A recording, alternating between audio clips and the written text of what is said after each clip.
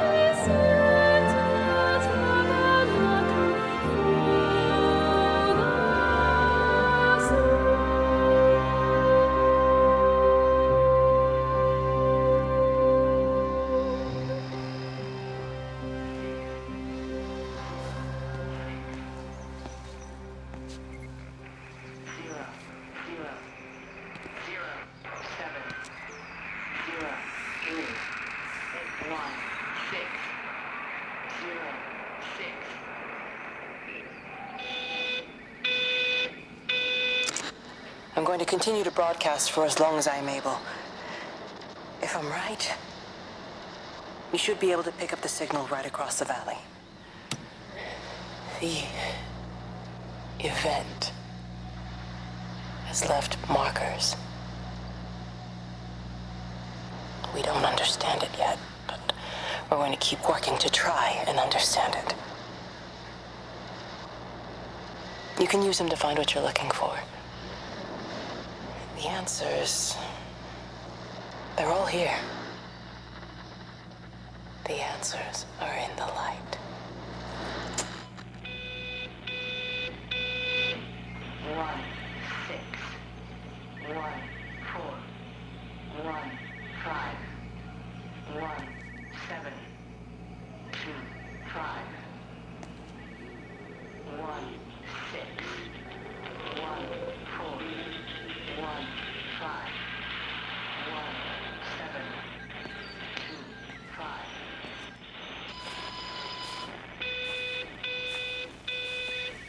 1, 6, 1, 4, 1, 5, 1, 7. This is a special announcement by the Emergency Measures Committee. Due to exceptional circumstances, radio and television in this area has been brought under the control of the EMC as per the Crisis Preparedness and Action Bill of 1982. Keep your radio and television on at all times. Stay indoors and avoid contact with other people. Do not attempt to telephone outside your local area. Do not panic and remain civil and calm. Stay tuned to this station for updates.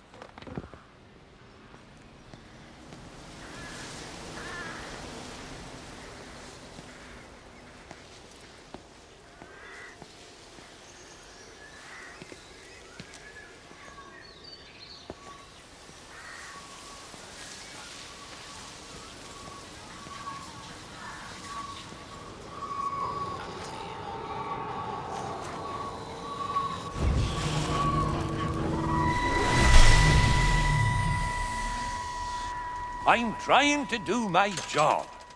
You two will be the only staff on site for this rotation. I'm just saying, if the main gate's power fails, then there's no way in or out of the observatory. That's why there are backup generators. Jesus, why the hell are we even discussing this? Just don't you come running to me if you get locked in. If we get locked in, we won't be able to come running to you, will we? You let us worry about the clever stuff, and you can concentrate on sweeping up leaves and changing light bulbs. Happy? Now piss off. Arsehole. That was unnecessary. Just because you're angry with me doesn't mean you have to take it out on everyone else. Kate, can we just talk about this? No, Stephen, I'm done. I just want to get out of this place, and tonight is our best chance of doing that. You prep the arrays, I'm heading up to Tower 6. Kate. I love you. You know that, right? Yeah, Come on, let's get started.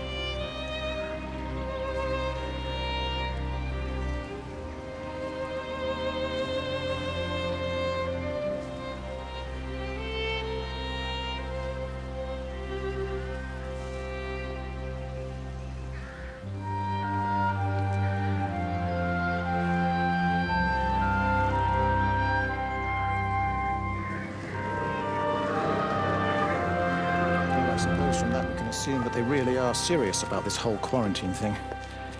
If Mrs. Boughton wandered off that way before they closed the road, I suspect we'll never find her. Not until this whole thing blows over. Well, it's more than a little odd. I mean, this is Yorton, for goodness sake. There was no need for them to be so rude. Well, if they are so concerned that they are willing to close off the roads, I suspect they would argue that there is every need. What is certain is that for the time being, none of us are going anywhere. But he had a rifle, a soldier with a rifle, in Shropshire. The world's gone stark raving mad. I've a good mind to write to my MP. You do that, Barb, and I'll personally deliver it for you, once this blockade is removed anyway. Come on, Bob. I can't spend all day chasing pensioners around the valley. The surgery won't open itself. I need to grab some paracetamol when we get back as well. Cracking headache all of a sudden.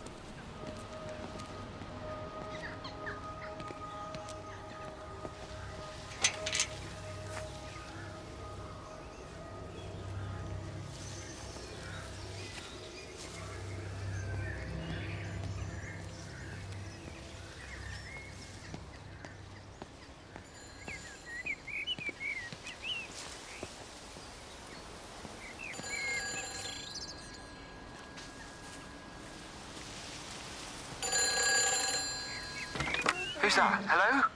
Kate, if you can hear this, you need to shut down the optical array. It's using the observatory as a conduit to reach us, and it's started spreading its range beyond the valley. Kate, we can't afford to let it do that. It's getting stronger. I'm going to call Clive back, and I'm going to force him to order the strike. I just don't see what other choice we have. God knows Hello, if can you it'll hear work. me? We need help. Who are you? Jesus, get off the phone! Get off the phone! It's in the phone! It's in the phone.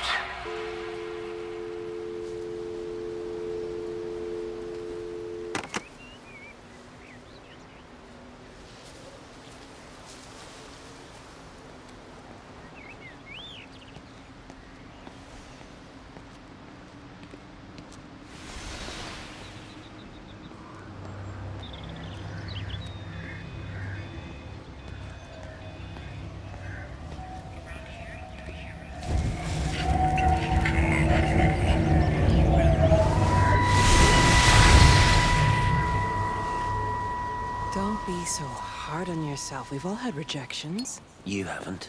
Oh, come on. We'll look at the figures, tighten up the data, and resubmit. Your core idea is sound. You just got the number slightly wrong. Don't patronize me. I'm not patronizing you. I think you are a brilliant man, Dr. Appleton. Listen. I'm here, right? We're together, you and me. The alignment event tomorrow. It's yours, okay? You saw the opportunity, you ran the numbers. Even if they can't see it, I'm proud of you. Is that supposed to make me feel better? Steven.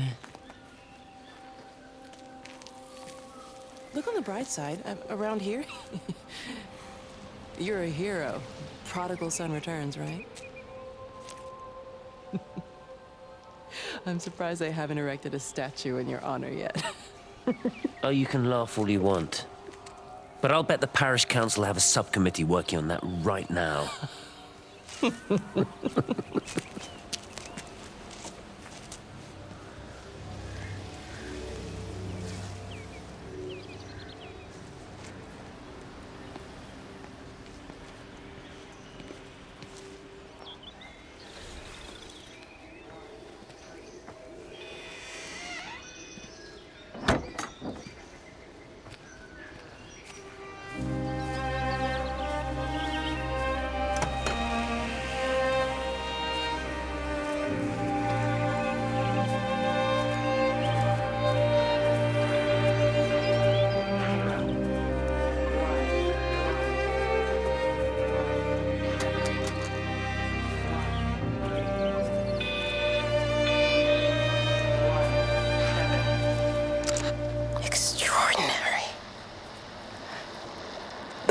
reminds me of high school. Seeing Mars for the first time. That same rush of excitement. My hands are shaking.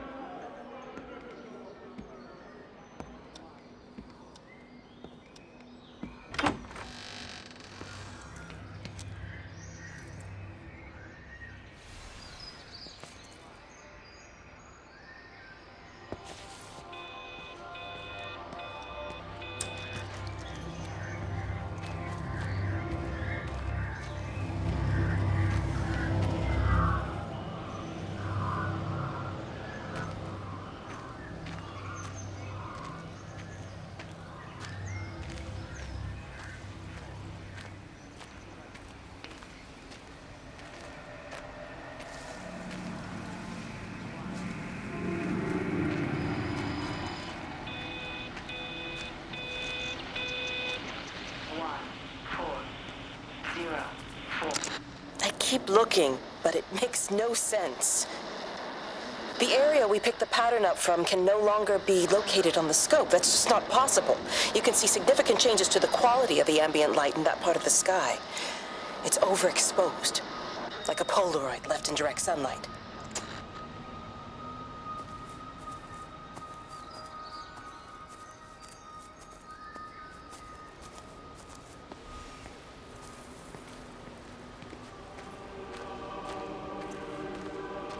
You know, they see me as an outsider here as well. Is that supposed to make me feel any better? You know, I understand it's difficult. That's all I'm saying. Your lot up at Valis have never mixed with the local community. People here, they don't really understand what you do up there. Are you trying to get me to come to your church? It's not just about faith. It's about the community. Be involved. Be seen as part of it. One of them. Good morning, Father. Lovely day. Oh, hello. Mrs. Appleton, isn't it? It's Dr. Collins. Lady scientist. Whatever next. Good morning, Barbara. Father Wheeler. You really think that's a community that will ever see me as one of them? I can live with them staring at me. If they just stay out of my way.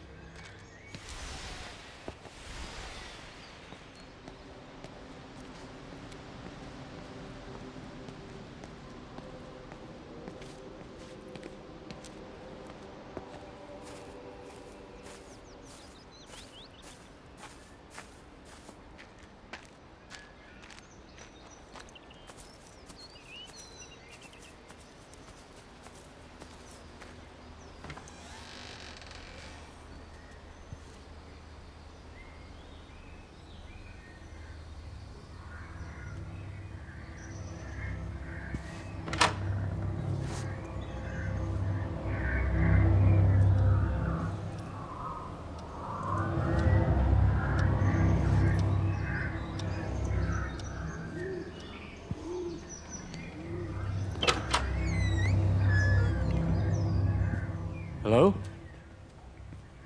Hello? Oh, Amanda, I thought you'd left town.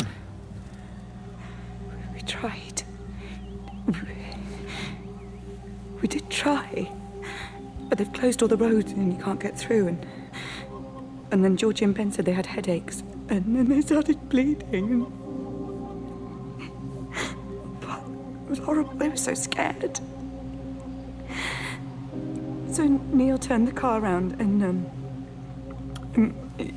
we saw the house was open. And I know we shouldn't have, but we just came in to clean up the kids. And then Neil and I started bleeding as well. And it's all over my blouse. Everyone was so tired. It's all right, Amanda. Everything will be all right. Just try and calm down and tell me where Neil and the children are. They're upstairs. They were tired and Neil said they could take a nap in the bed. And we thought Barbara wouldn't mind as they're only children. And I was so tired, so Neil took them up. He took them upstairs to tuck them in. And? That was 6 hours ago. He never came back down. Just be too frightened to go and look. Why don't we go and look together? I can hold your hand if you like. Yeah. I think I could manage that, yes. Will you please help me? Of course I'll help you.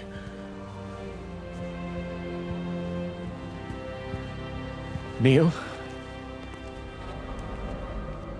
Neil, are you there?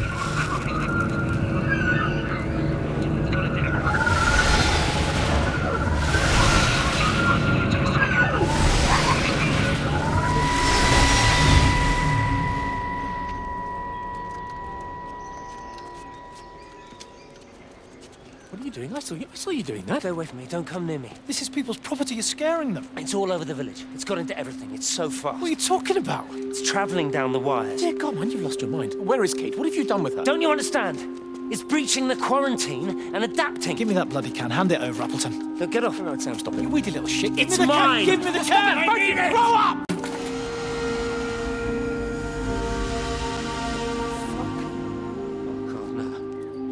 Starting to manifest itself everywhere. Stephen, come back. Oh, Christ.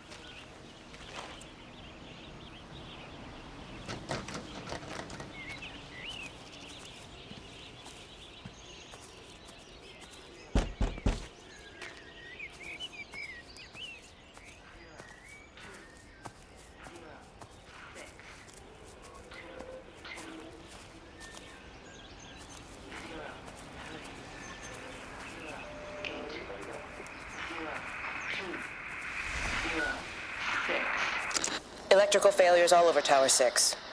The light is flowing like liquid. Its sense of purpose is overwhelming. There's something in... Stephen? Stephen, is that you?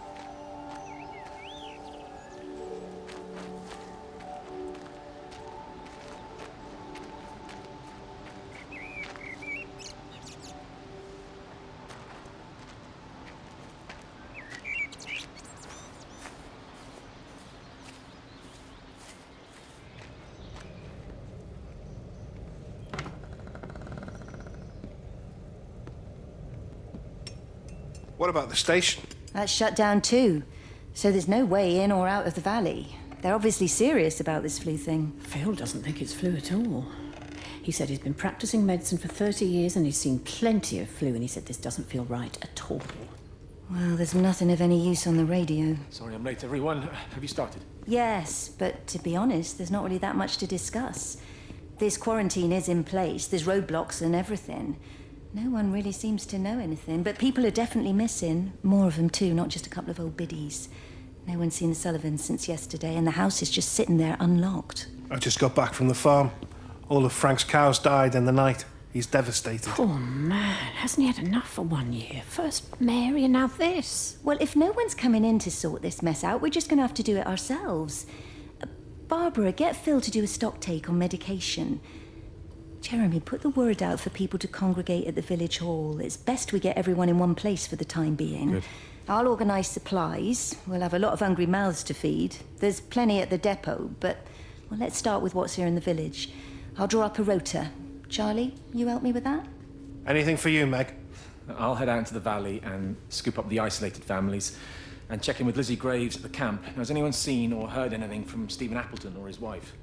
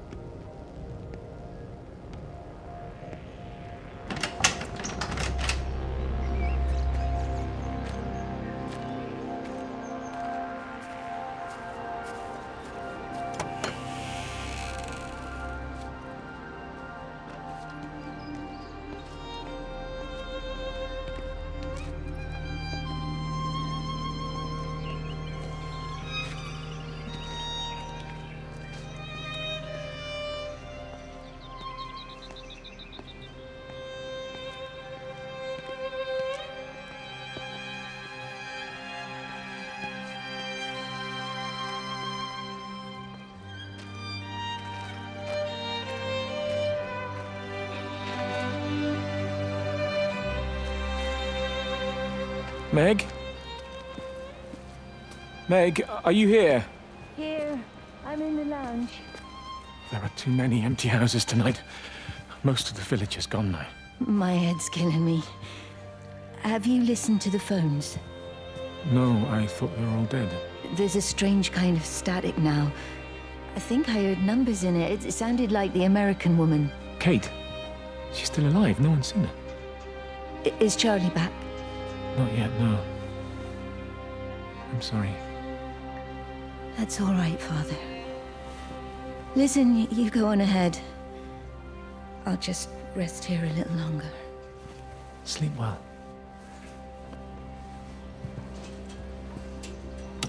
Three. 1 7 0 0 1 1 1 7 1 3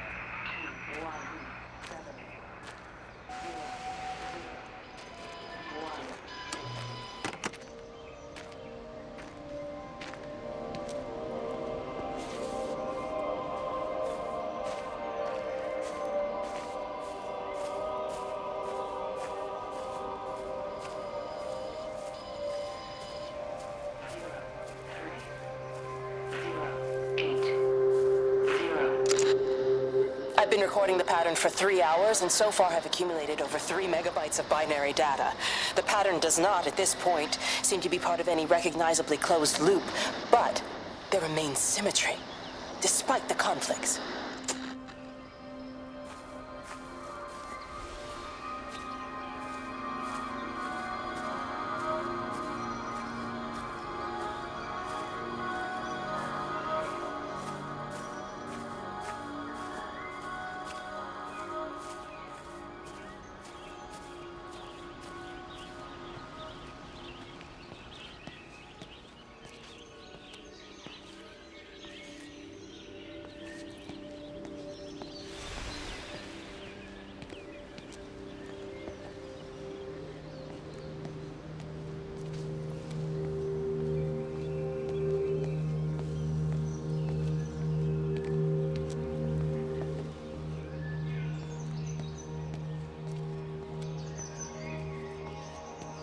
Doesn't even reach the back fence, silly old bugger. Well, loaves and fishes we can manage, but Father garden design Jeremy, is a little beyond... might I have a word? Mrs. Boyles, of course. Meg, will you excuse us, please? See you back at Charlie's later. Cheerio, Wendy. I was speaking to Barbara. She said there were some irregularities about Mary's morphine. Good grief. Those are private medical records. Barbara should know better than to be discussing that sort of thing with you.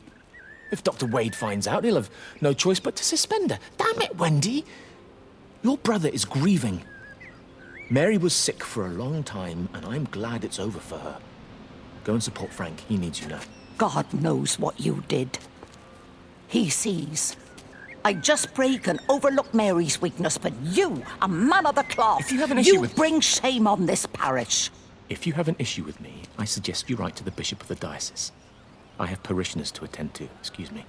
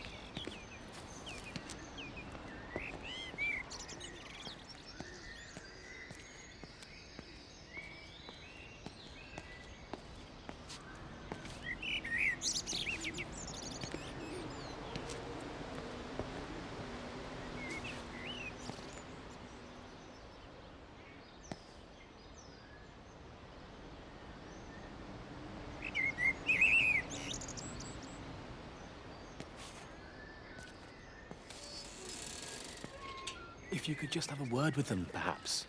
They listen to you. Well, I really don't see what it has to do with me at all. The village looks up to you. I just think with what's been happening with Mr. Coles and Mrs. Boughton and the others, that people need somewhere to talk, to feel safe. Perhaps they don't think that your church is somewhere they feel particularly safe. I don't need your forgiveness, Wendy. Or theirs. Whosoever thou art that judgest, for wherein thou judgest another, thou condemnest thyself. Romans chapter 2, verse 1. Beware of practicing your righteousness before other people in order to be seen by them. Matthew chapter 6, verse 1. It's not my judgment you should be worried about, Father. But fine. I'll talk to Barbara. Ask her to put a note up in the surgery about an extra service. Will that do?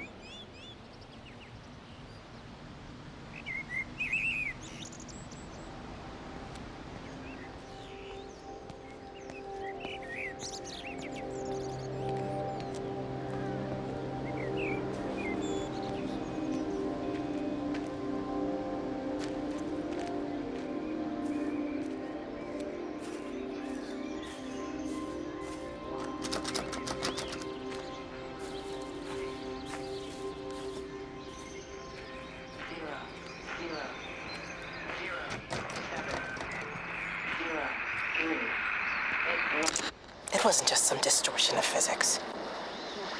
I may not understand it yet, but it wasn't an accident. All of the clocks, what happened at Tower 6, it's just not random. There's an effort. An attempt to communicate.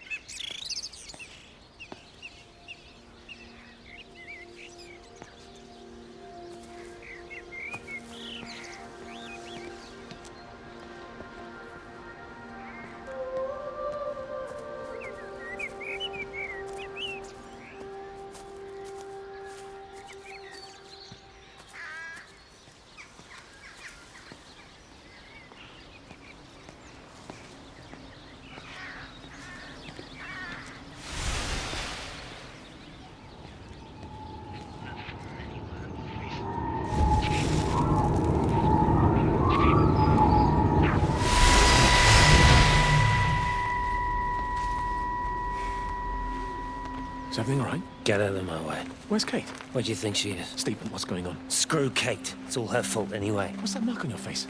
Stephen! Stephen!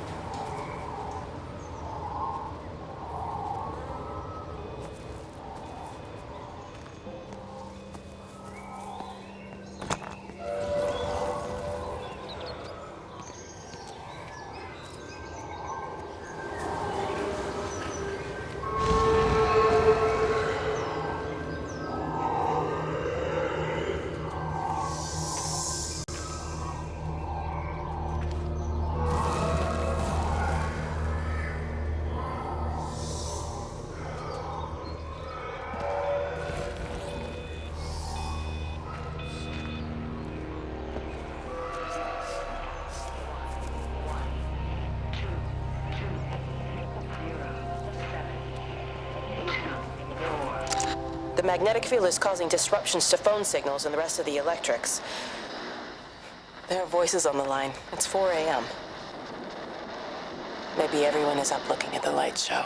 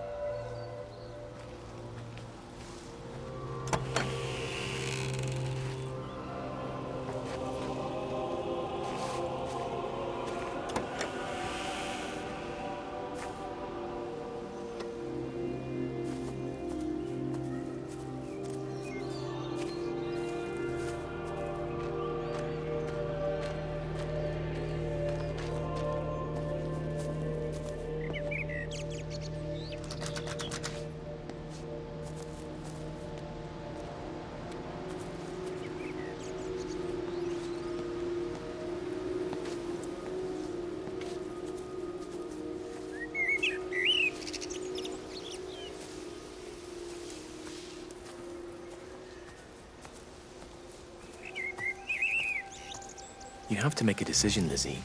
Especially now. But I do love him, Father. I love them both. He's married. There are other people involved in this. Oh, I hardly think that anyone's in the position to claim the moral high ground, do you? Well, I take your point about Stephen. And Robert. But I think Kate might see things differently. Do you? I mean, she's not screwing anyone else, pardon my French, but she spends all day and night locked up in that observatory. Stephen says they barely see each other. That's hardly a marriage, is it?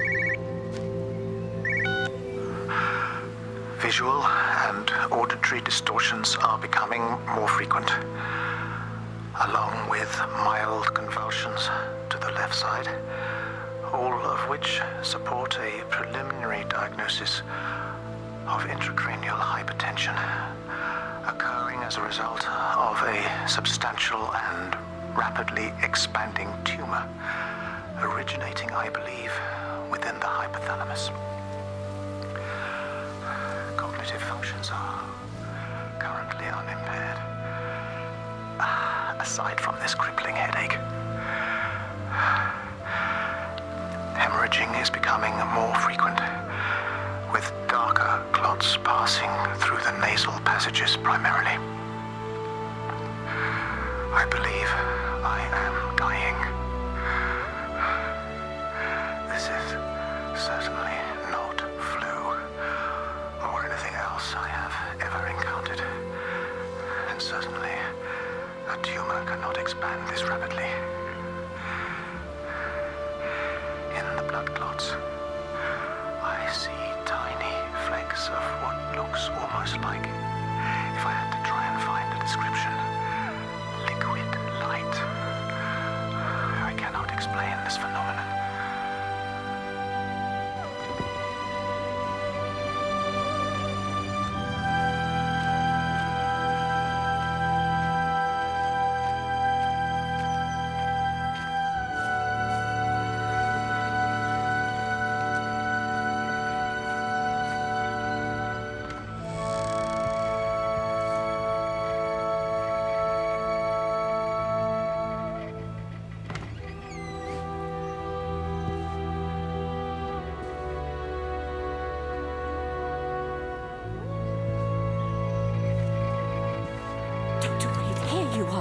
There's a queue of patients a mile long out there. Just send them to the village hall with the others, please, Bob. Doctor, people are scared. Mrs. Gables just called me and said her husband's vanished. She was very frightened. She said there was blood coming up from his ears and his nose. What the hell do you want me to do? Until they lift the quarantine, we're not going anywhere. Just tell them to drink plenty of fluids, stay warm, and follow the instructions on the radio. Dr. Phil, please, you have a duty to your patient. Your nose. 5, 1, 7, 2, 5, 1, 6, 1, 4, 1, 5, 7, 2, 5.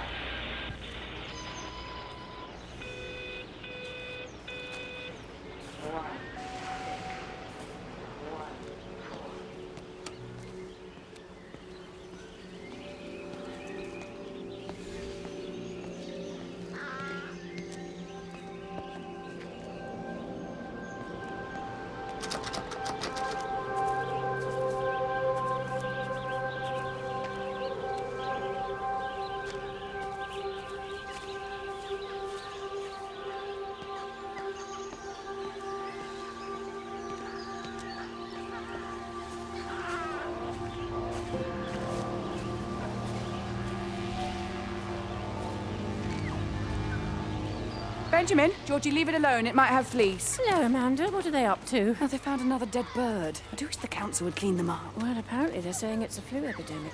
And I gather they'll be closing the roads and stations, so they're worried enough for that. Oh, for goodness sake. Well, you don't mess about with the flu outbreak, I suppose. But look, I'm just saying, if you were planning on taking the kids to Wales, now might be the time to do it. Well, thanks, Barbara. I'll have a word with Neil, see what he thinks. Now, George, Benjamin, for God's sake, leave it alone.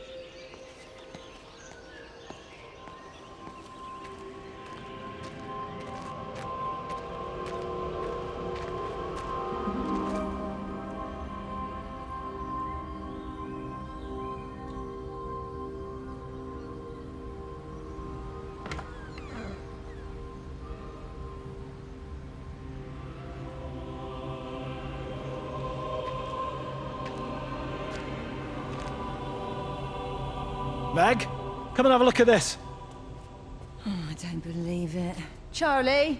Jeremy reckons someone had been raiding all the empty houses. He said a load of stuff had been taken. What's that?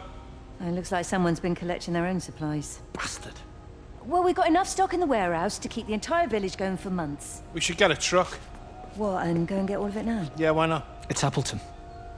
It's that bloody crackpot Stephen Appleton. I'm gonna fucking do him. Sam, it's fine. We better get moving before the weather turns.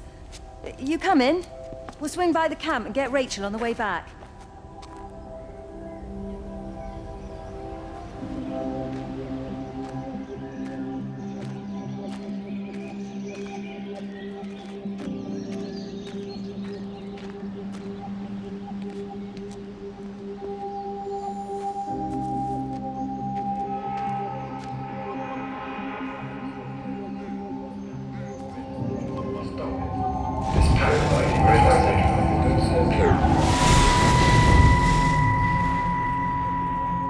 I saw you from the main road.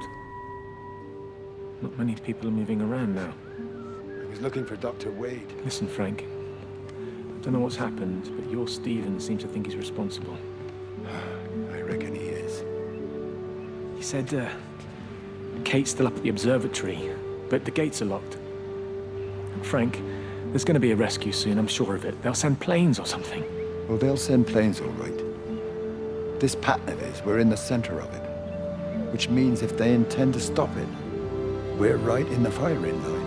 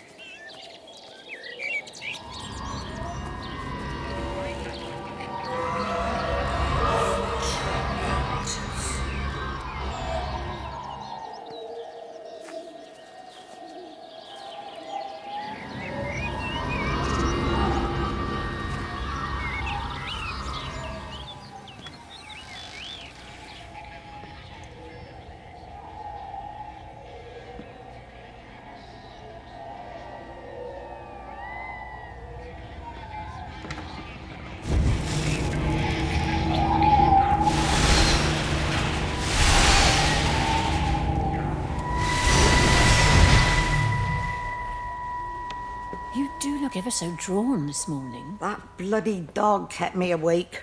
And there was that thing in the sky. The radio says it was an electrical storm, but I don't know what it was. This morning, I found some dead birds in the garden. Oh, I'm sorry to hear that. I wonder if it might have had something to do with the atmospheric conditions.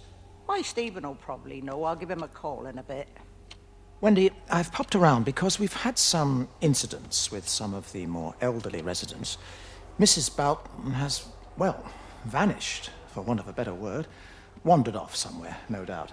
I thought I'd best check and see you're all right. The council are talking about a flu epidemic. Yes, well, I'm not sure it's flu as such. But no headaches, nosebleeds, no joint pains or digestive issues? Dr. Wade, I'm as fit as a fiddle. Go and find some real sick people to look after. And if you see that son of mine, tell him that his mother's looking for him.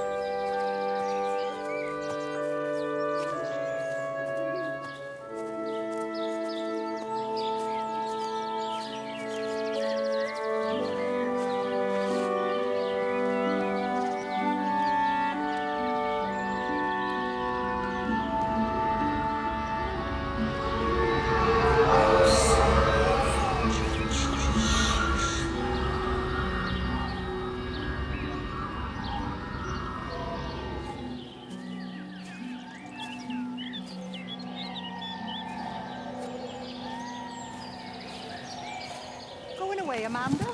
Oh, just for a few days, yeah. First thing in the morning. I don't want the kids to catch this flu if it's going round. It's probably that father, Jeremy, spreading it around while he tries to bully everyone into donations for the summer fete. It seems very quiet in the village, actually, Wendy. Not much bullying to be done. Oh, Father. I didn't know you were here. Clearly. Listen, I came up here to tell Amanda that we've had some vandalism in the village. Must be a teenage thing.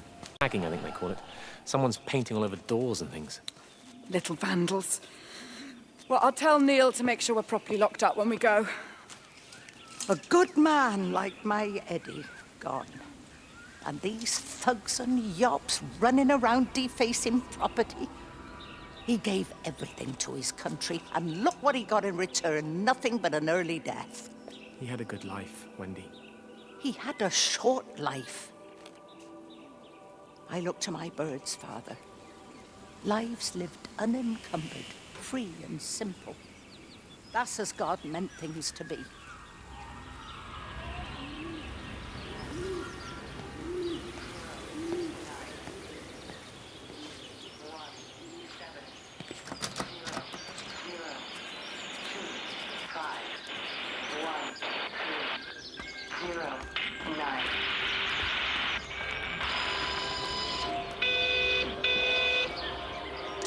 Every computer in the observatory has set itself to 6:07 a.m. June 6th, 1984. I don't understand what that means.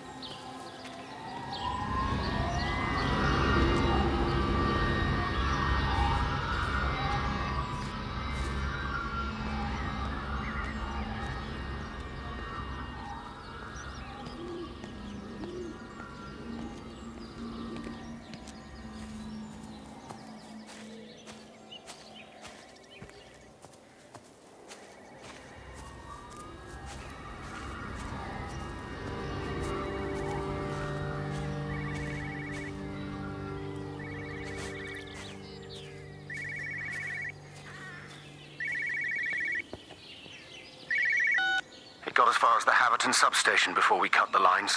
The interchange there just started dialing numbers at random. And the symptoms you're seeing match those we've been tracking here?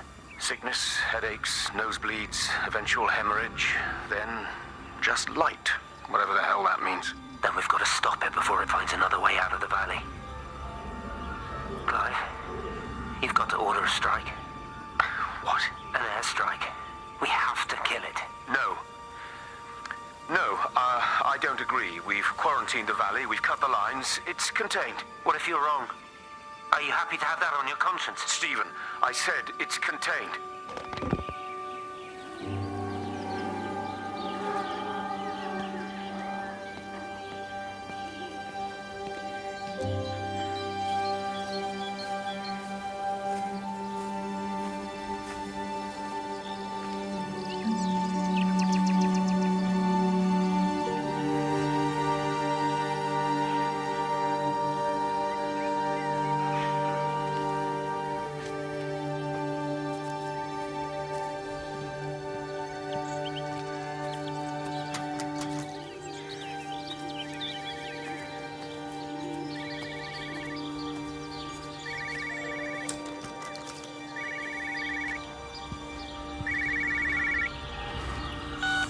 Hello, Frank Appleton. Breaker lost cowboy, this is Traveling Sherlock. You copy, over. You daft bugger, Charlie. You don't do it when you're using the phone. You'd say this too seriously, Appleton, I'm telling you. It is serious. It's not larking about.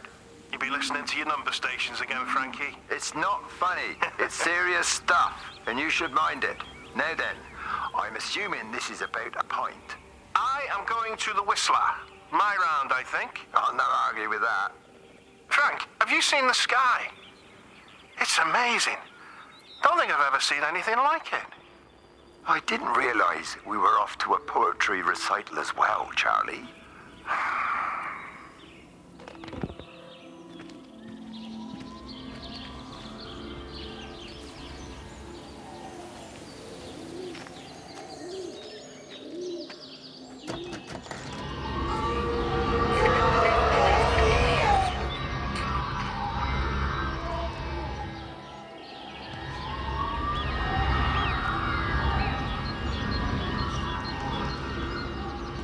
Terry called this morning.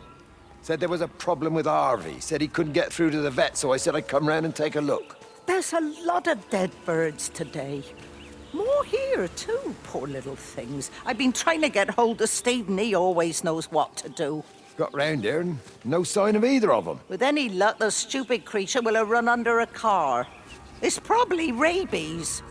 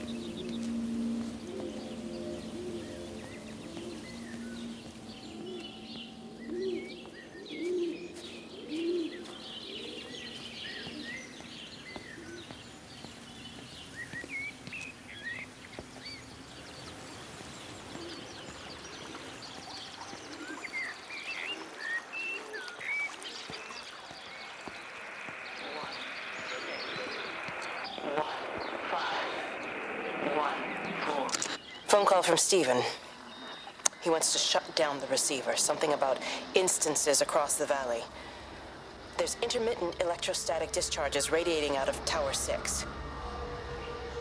All of the electrics on the main gate are blown. I'll find time to take a look once the data stream begins to calm down here.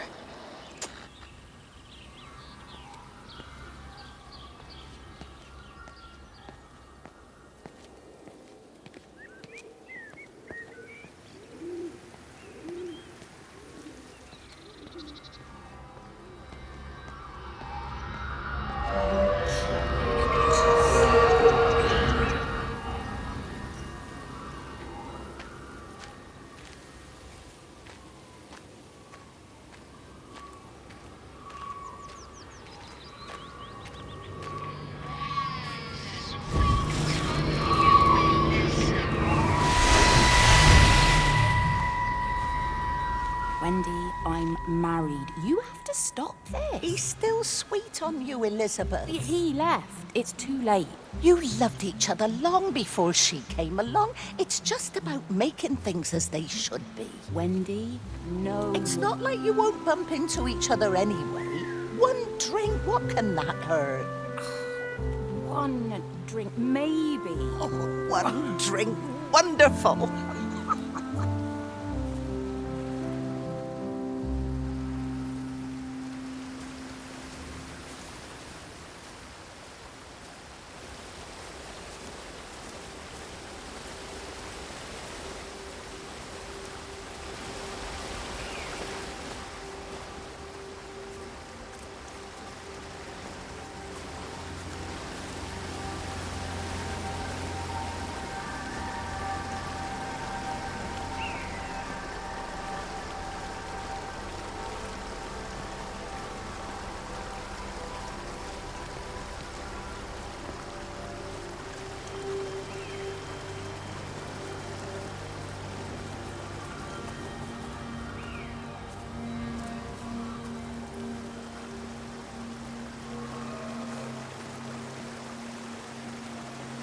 I can't see him.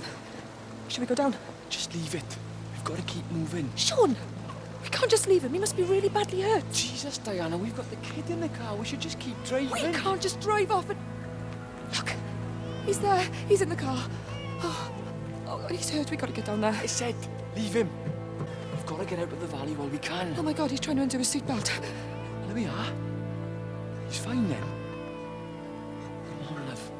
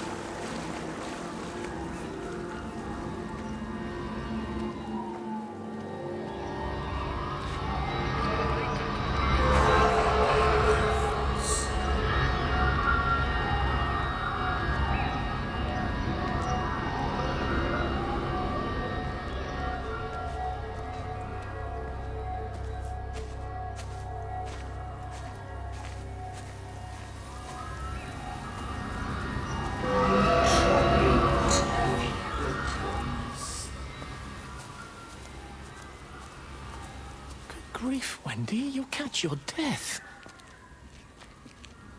They're all dead, Father. All of my birds. Here. Take my jacket. I tried to be a good woman. A Christian woman. But I've been proud. Just as the Lord forgave you, so also should you. What matters is we try our best. God sees that.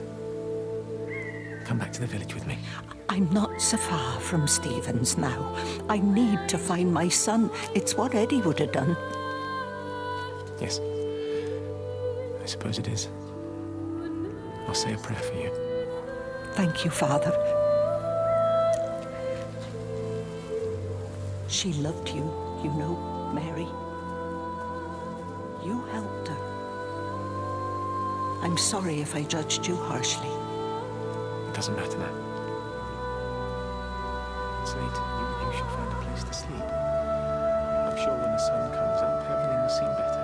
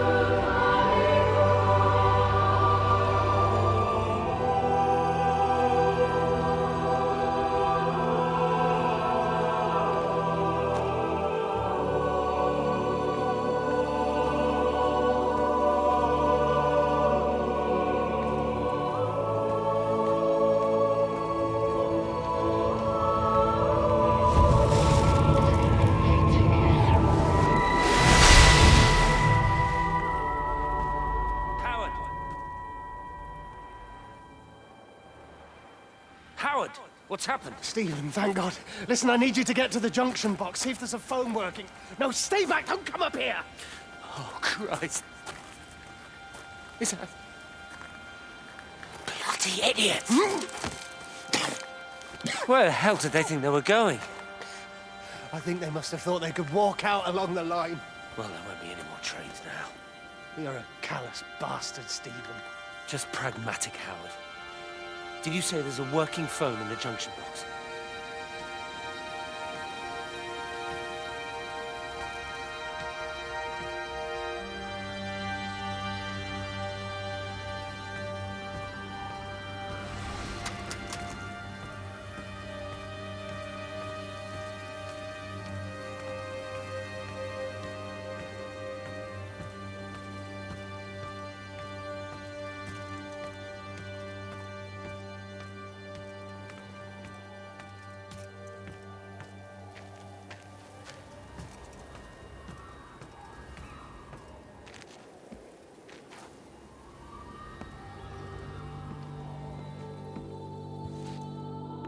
I lost my shoes. I lost my shoes, sir. There's arches on the green. They've taken my shoes, sir. Howard?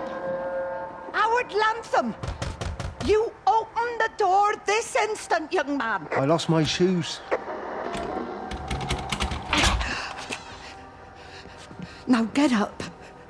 Get up. I lost my shoes. What on earth are you doing here, Howard? Stephen, he told me to stay in case Lizzie phoned. Stephen, where is he? What are you doing with those birds? Concentrate, Howard. Where's Stephen? He said we couldn't help them. He took my shoes so I'd stay. Listen to me, Howard Lantham. You find your shoes and you get to the village. Find Father Jeremy, he'll give you some soup or something. Be off with you. Where are you going? I'm gonna find my son. Then I'm gonna ask him what on earth he thinks he's doing.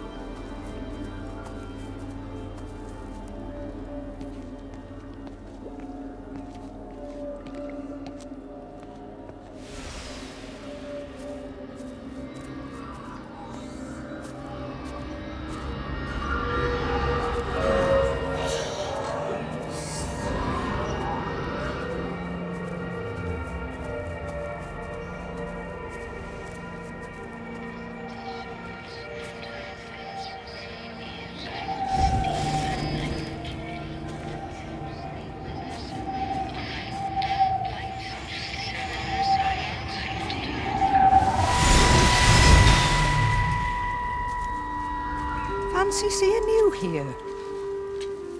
Oh. Is everything all right, my dear? Oh, I'm sorry. I'm all right. I'm all right. It's just... Robert. That man doesn't deserve you. I know everybody thinks I'm just a mithering old busybody, but someone has to say what everyone else is thinking. We both know that this marriage, it's not how things are supposed to be. Are you talking about me and Robert? Or is this really about Stephen and Kate? I suppose it is. I have to accept it. I know, but she doesn't belong here. You see that, don't you? There's a place for people, and this isn't hers. Oh. Well, I'm not talking about the colour of her skin. Don't look at me like that. What they do up there, it's not natural. There are some things we're not supposed to understand. I don't like her, and I don't like how Stephen is around her. He was a better man when he was with you.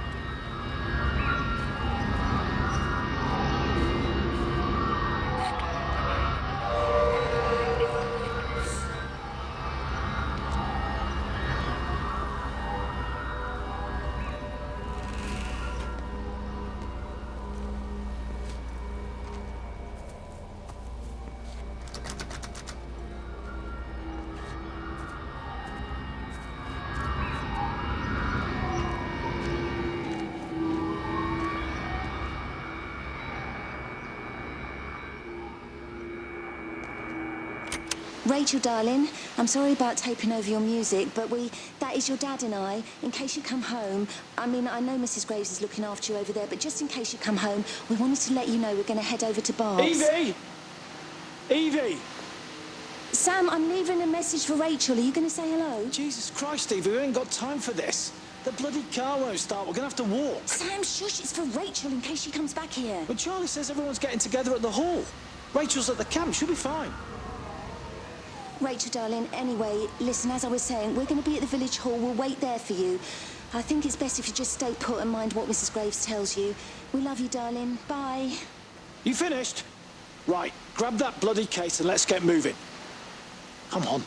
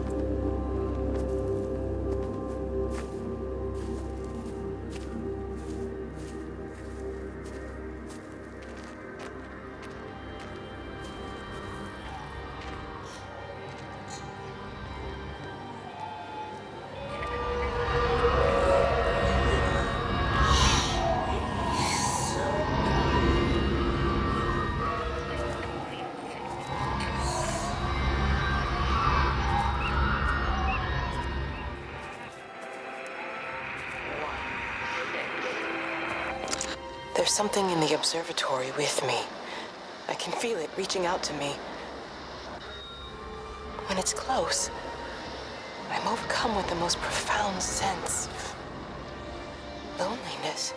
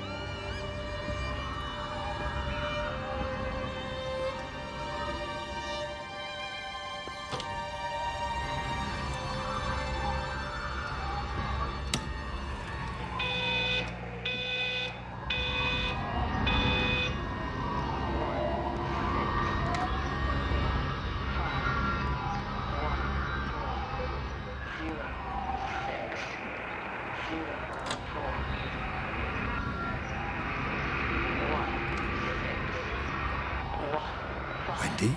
Wendy, wake up. Eddie, is that you? No, it's me. It's Frank. Oh, Frank. The door was open. I didn't think Graham would mind. I'm sure he won't. What are you doing here? Looking for Stephen, but I just ran out of steam. And the door was open. Have you listened to the radio? I thought I heard him on the radio before. It's all over the valley. Don't you get that? This isn't some abstract thing. Whatever came down into the tower has got out. They've quarantined the whole valley. It's right here in the observatory. It's out in the world. It's adapting and spreading. Do you understand? No, we can't turn it away. What's he talking about? I dunno ken. But if he's on the radio, I can try and reach him on the CB. You go to Stephen's house, and if I get hold of him, I'll tell him to come and find you. 604.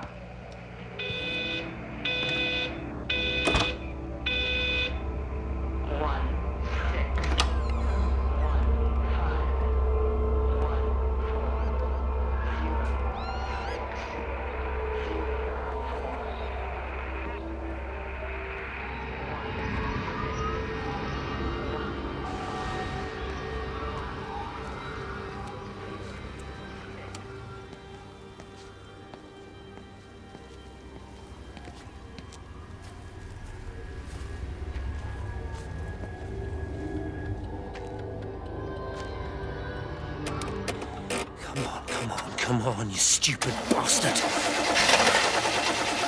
Christ, no, come on. God damn bloody thing! Jesus! Come on, not now! Jesus, come on, you bastard! Start, you bastard! Come on! Ah!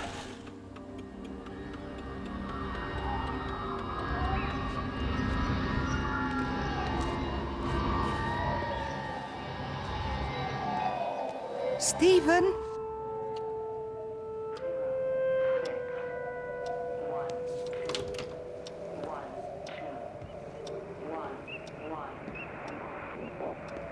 Stephen, are you here? It's your mother. Answer me. Stephen!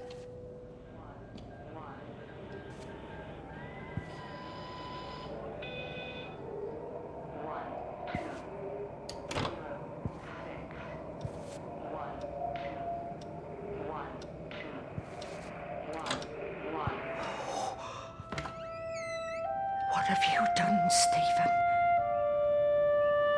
Oh, Kate.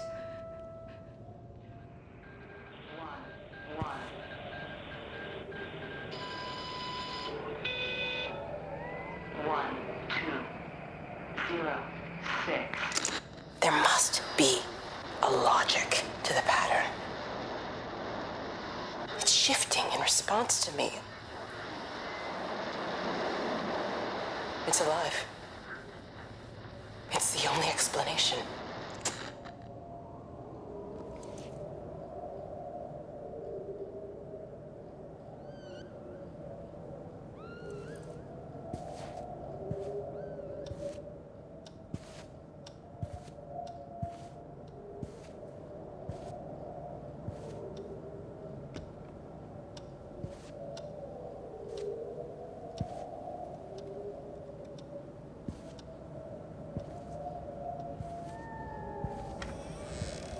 Stephen, where's Kate?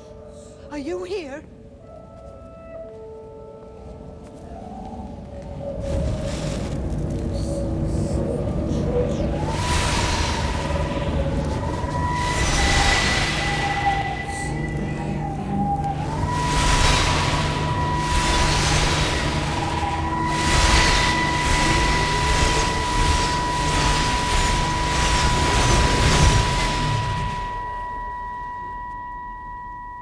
Stephen? I can hear the planes. It's the government coming to rescue us. You can come out now. It's all gonna be all right. I can hear the jets coming. It's like when Eddie came home. It's like your dad coming home again. I'm here. I'm down here. This way.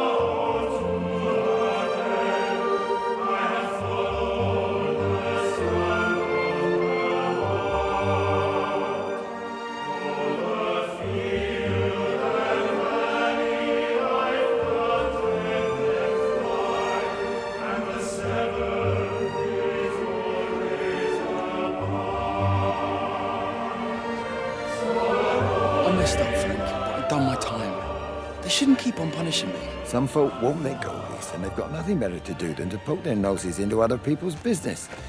There's nothing you can do about it, son. I'm doing a good job. I'm working hard. I swear, Mrs. Graves thinks I'll start nicking stuff if she turns her back for a second. Liz is all right. She's one of the good ones. Yeah, well, she's not exactly honest with her husband about what she gets up to. None of that. You're angry about people judging you. Don't be so fast to judge others. I'm sorry, Frank. Keep your gob shut, your nose clean, and your head down. Do you think you can manage that? Gob, nose, head. Got it. And steer clear of that Rachel girl. If I've seen you two making eyes at each other, then so's her dad. And you don't want Sam Baker coming round after you. Now, pass me that socket spanner and we'll see if we can get this wheel back on.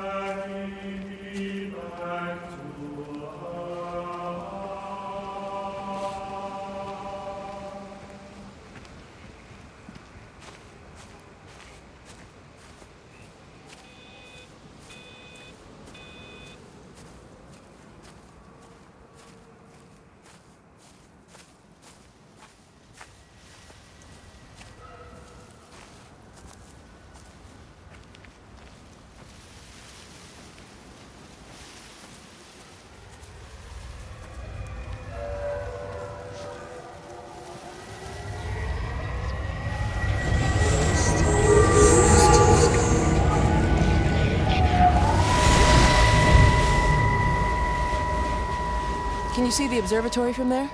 That's over the ridge, just past the windmill. You want to live near the station in case you need a quick getaway? Something like that. So you and Steven, I'm sensing there's not a lot of love lost there, huh? That's between him, me, and the cows. You're gonna have to explain that one for me. It's nobody else's business. Look, you seem all right to me. You don't want to worry about that lot in the village. Provided I'm left alone, I'm happy. Steven's the one who likes to be at the center of things. No change there, then. Francis Appleton. You are a bad man. No wonder your sister won't talk to you.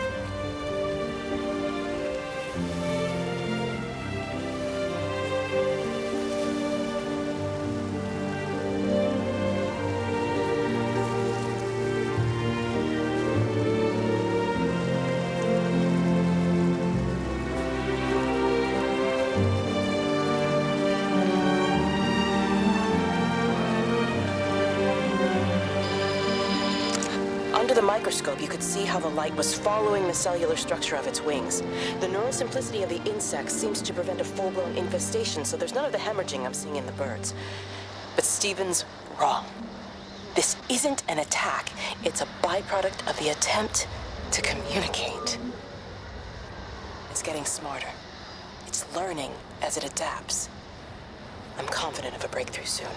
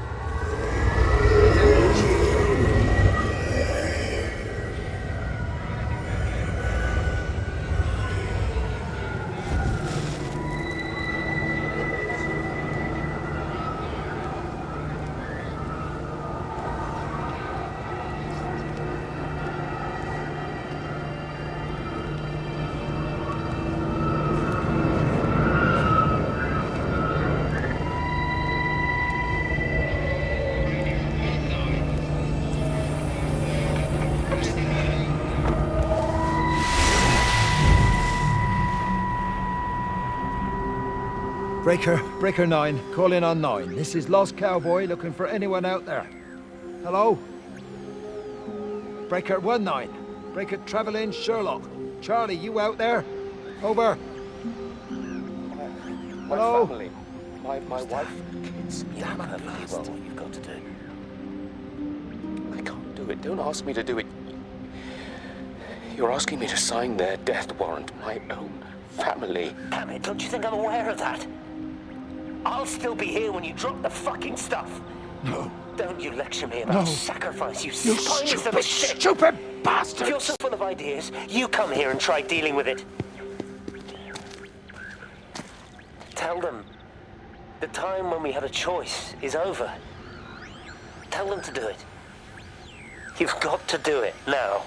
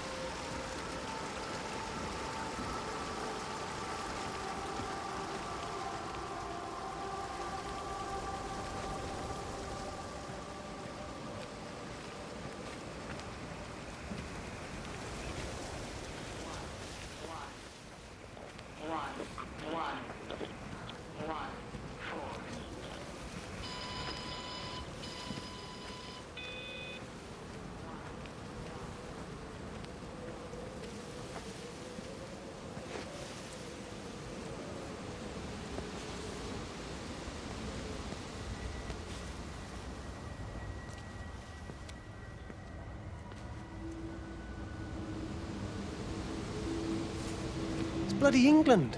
You can't just stop the train, stop people travelling about the place. I don't like it, Frank. I don't like it at all. Well, nobody likes it. No sense sweating cobs over it. Folk all riled about it, giving me grief. I didn't stop the bloody trains, did I? And did they give me any warning? No, they bloody didn't. Yesterday, it's all like, keep them calm, Howard, minor disruptions, and today it's all government edicts and not until further notice, and you'll manage. Half the village has vanished. It's a couple of people. It's hardly half the village. Oh, right now. But you forget, I've seen things. I was in the Falklands. I tell you, I got out the old air raid siren to test it this morning. Air raid siren? What on earth are you going to do with one of those? I found it in the station storeroom. Took it home, stuck it under the bed. Thought it might be worth something one day. Oh, damn it. It's all right. It's just a nosebleed. Here, use my Yankee. It's clean. Thanks. Forget like a bloody train all day.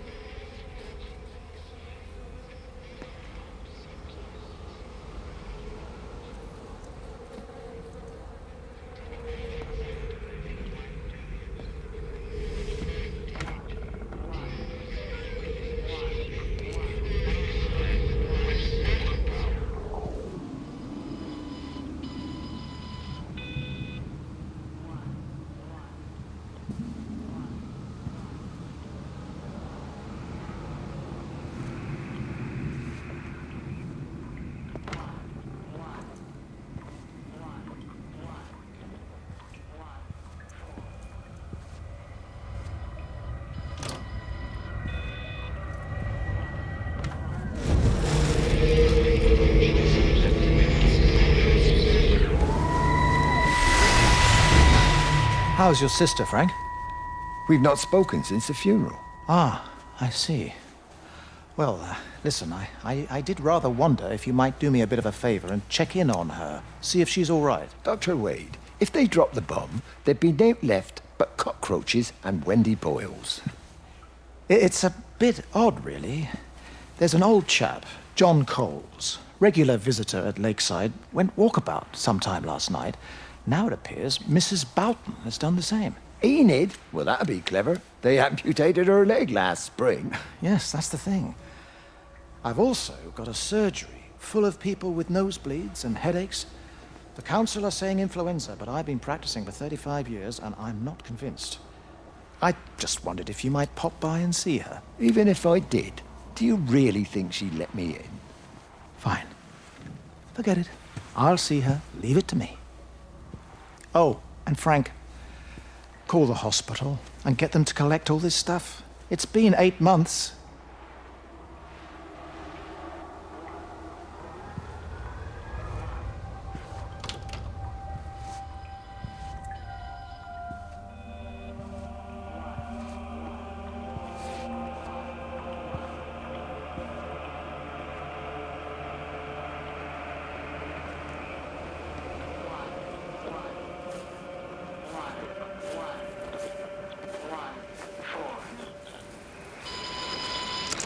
radio telescope in Tower 6 is burned out. The background radiation coming in from the Penrose region is off the scale. It's like mathematics is bending along with the light. Everything is bathed in a strange glow. My face is still numb from the burn.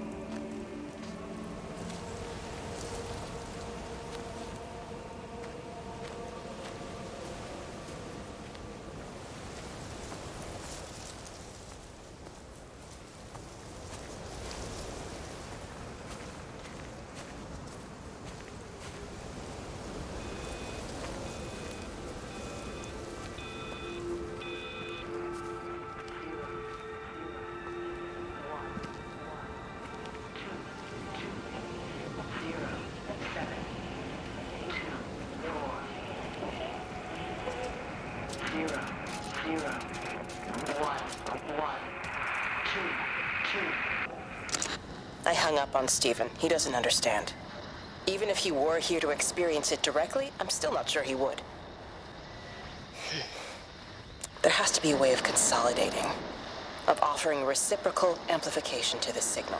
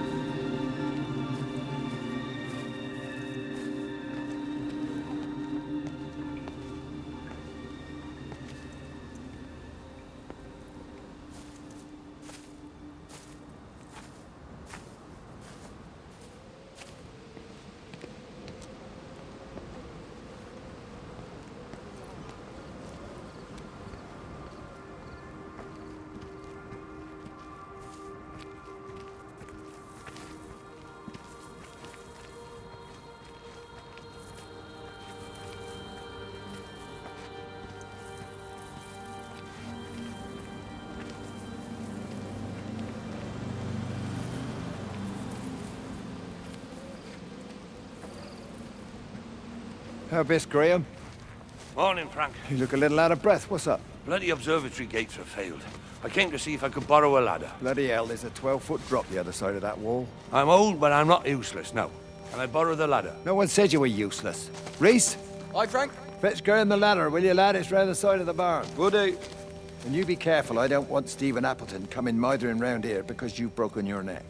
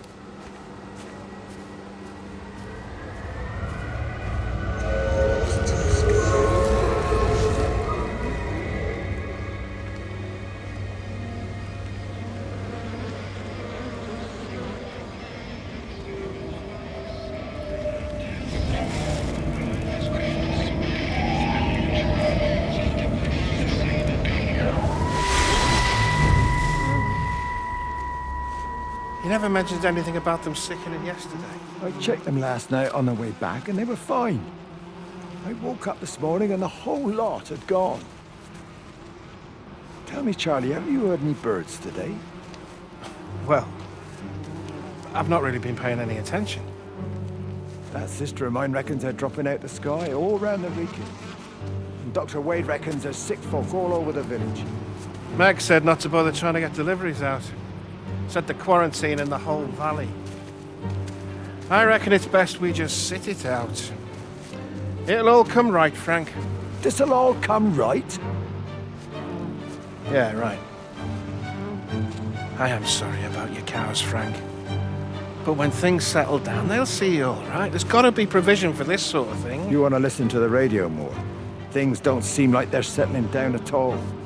I tell you, Charlie, something big is happening.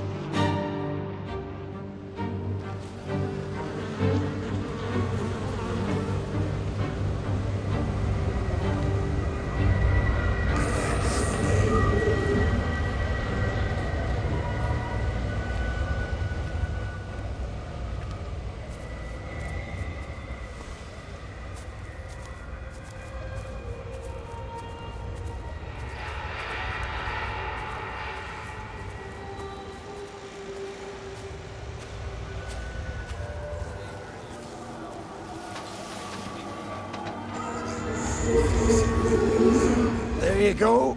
Oh, thanks, Frank. That should get it out of the way. I don't know what happened. It just died on me.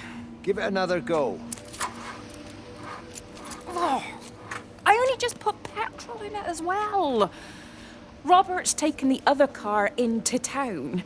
I wish he'd get back. He promised me that he'd be back this morning. You think he's off on another bender? Oh, I can't police him all the time, Frank. He's not a child. What's going on, Lizzie? Nothing. You're seeing Stephen again, aren't you? You two can't keep pithering on like this. If Robert hasn't already worked it out, he soon will. Oh, not if he carries on drinking the way he is. Shit. Pardon my French, but bloody shitting thing, why won't it start? Come on, I'll give you a lift.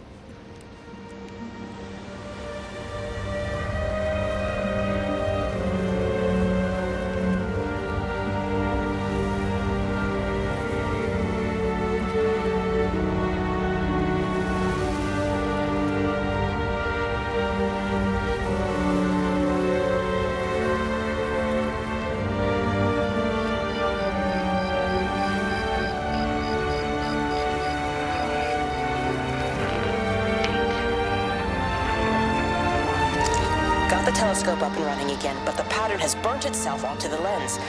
It's soaking up light and radiation, but not routing it anywhere, so I can only guess that it's using it as an energy source in its attempts to communicate. It needs more power. I wonder if I could boost the reception by using multiple towers.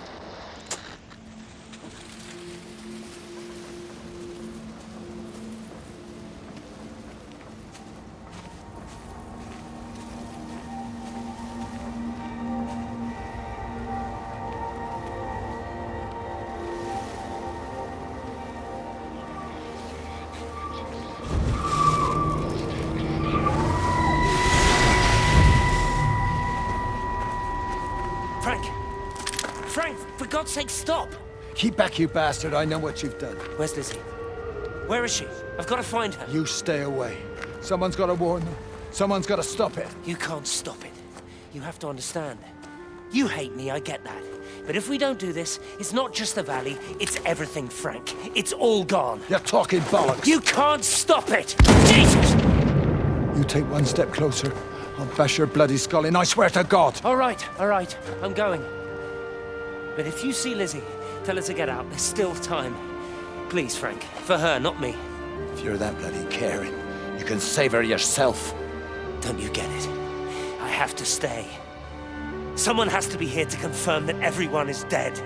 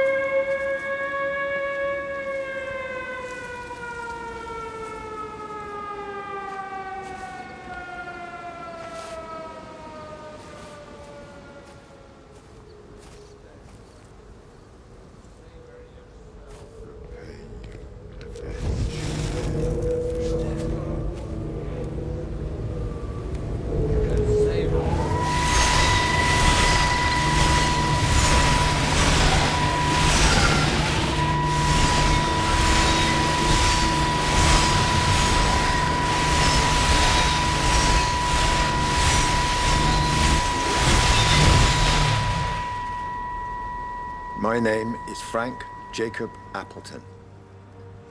And if you're listening to this, then maybe Stephen was right. And by sending the planes, he stopped it all getting worse. It's a beautiful morning. I wasn't there when Mary died. I was too scared.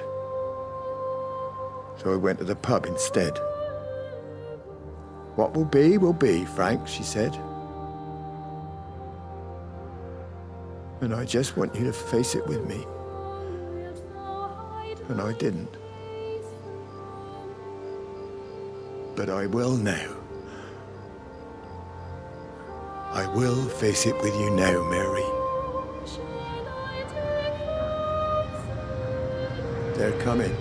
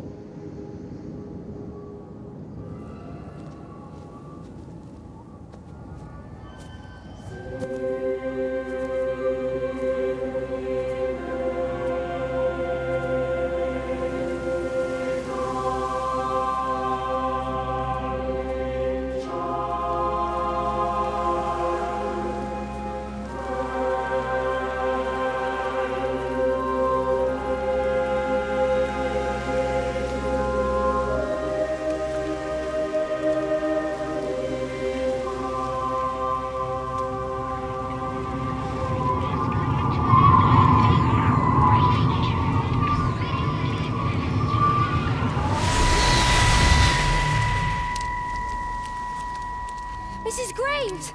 Lizzie, Mrs. Graves! Rachel? Hey, what on earth's going on? It's been awful. The thunder and the lightning and all the power went out and everyone was in the hall, so I told them all to stay put. But then Sean Davis said he wasn't going to be told what to do by a stupid bloody girl and went out for a cigarette. And then didn't come back. And then Di, she went out after him and she didn't come back either. Where's Dylan? Is he with Sean and Di? No, I'd be looking after him. Do you think they'll come back? I don't know, Rachel. I don't care what anyone thinks. I just know if he was my baby, I could never leave him. Even if the whole world was coming to an end, I'd make sure he came first. You'd be a good mum, Rachel. Oh, don't worry. It's fine. Go back inside and tell everyone that they're doing a great job. A really wonderful job. I just got a few things to finish up here, and then I'll come in and join you. Right. Go on.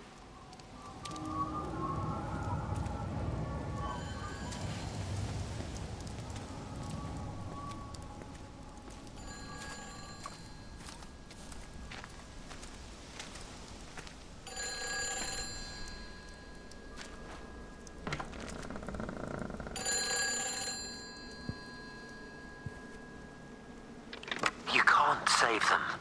Just pack a case and meet me at the station. They've closed the lines. Weren't you listening to the radio? Because of the flu. There is no flu, Lizzie. Oh, Christ, Stephen, I'm not stupid. Of course there's no flu, but the stations are still closed. There's an access footpath that runs alongside the main tunnel. You can get out that way. They won't have thought of it. You know what's going on, don't you? You can't use the phone anymore. Well, like you're not using one right now. Funny. Listen. Just don't use the phone after this. No TV or radio either. It can hide in the signal. You make it sound like it's alive. I don't think we have a word for what it is. Just promise me. Don't tell anyone. Pack quietly. Meet me at the station tomorrow, all right? I feel awful lying and leaving all these people here. It was a brilliant idea about the show. Top marks for that, you clever thing. I love you. I'll see you tomorrow.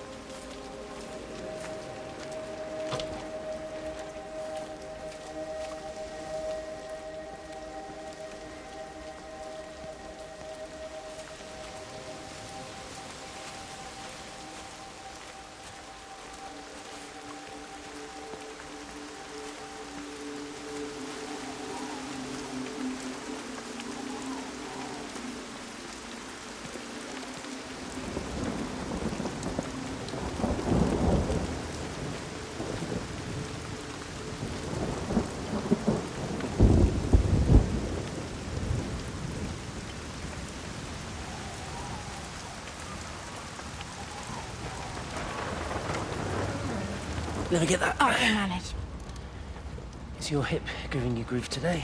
Always gives me grief. And I managed for the last 10 years, so you're a little late for the knight in shining armor routine. Suit yourself, I'm only trying to help. God damn it, Stephen. I'm not some useless, sappy girl that you can just string along forever.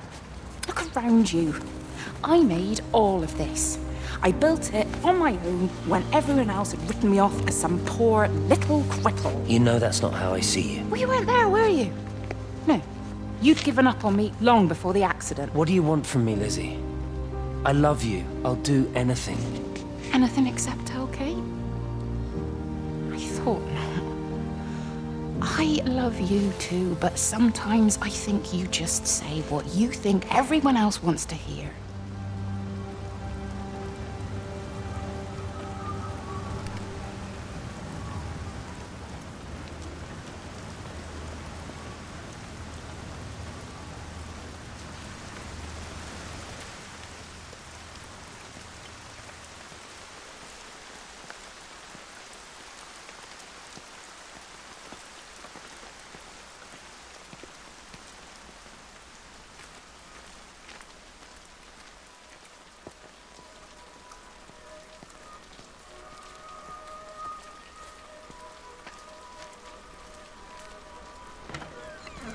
I found another dead bird over at the swimming pool. That's the fourth one this morning. Did you fish it out? Yeah. Did you get a chance to think about that pay rise? Oh, I'm sorry, Reese. I've been a little bit busy. Oh, Rachel. Sorry I'm late, Mrs. Graves. I was packing away the tennis things. Did you check Mr. Cole Shelley again like I asked you to? He's not back yet. I haven't seen him either. Do you think he went into town? Maybe, yeah, Oh, something like it's that. that the Dentons were booked in for a 4:30 tennis session, but they didn't show up. So I went to their chalet. You know, they always take the one near the campfire, but they weren't there either. I think maybe they went into the village for a Hoover bag and might have given Mr. Cole a lift. A Hoover bag? Why on earth would they do that? Well, I think maybe Mrs. Denton was hoovering and the bag broke, so they had to get another one. Because there's this dust all over this chalet.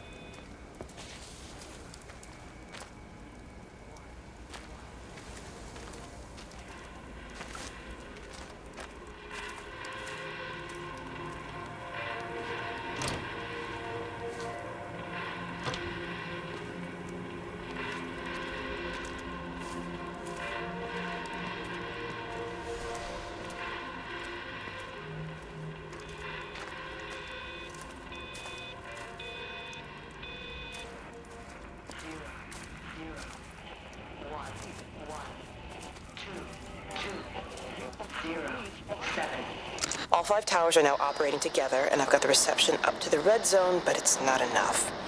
I'm going to try and route the signal through Tower 6 to create a singular point of reception and re-coordinate the optical array, which should, in theory, focus a signal spike on the point of origin. If I conceptualize this origin point as a 7th tower, then it makes a kind of sense.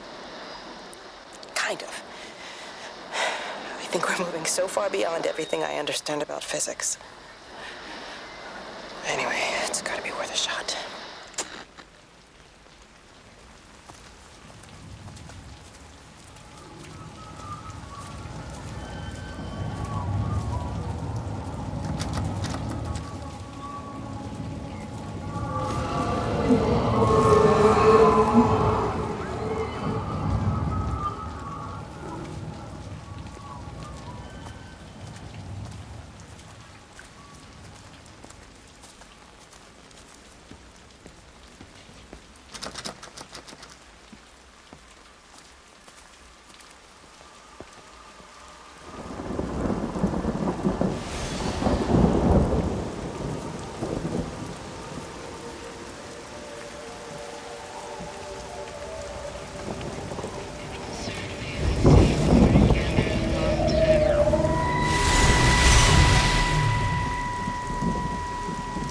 Catherine. It's Kate.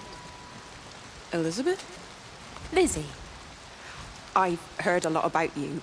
It's good, you know, you and him. It's not difficult or anything. Should it be? I'm sorry? You said it wasn't difficult. I don't see why it would be difficult. You and Stephen were together a long time ago. He moved away. It certainly isn't difficult for me. I'm sorry. I didn't mean to offend you or... No, I'm not offended. Listen, Elizabeth... But Lizzie, please. Lizzie. Right. You seem like an okay type of person. And I'm not trying to be rude, I promise. But let's try and be realistic here, huh? Let's, try and do our best. That's a British thing, right? Yeah, yeah. I suppose it is. We'll do our best then.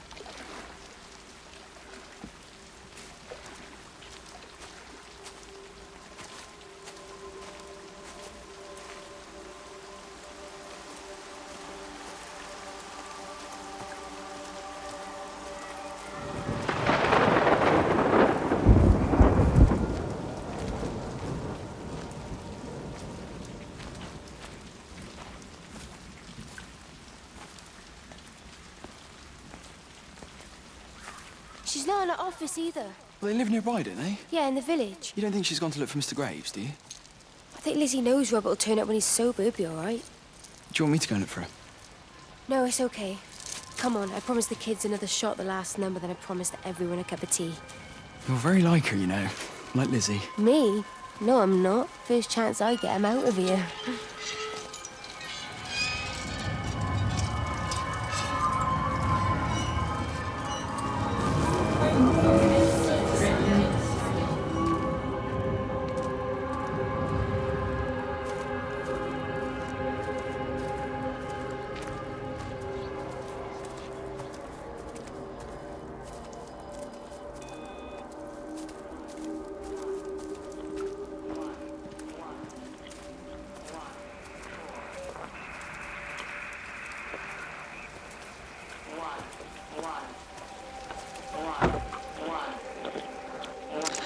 Oh, God, Stephen. What's happening to me?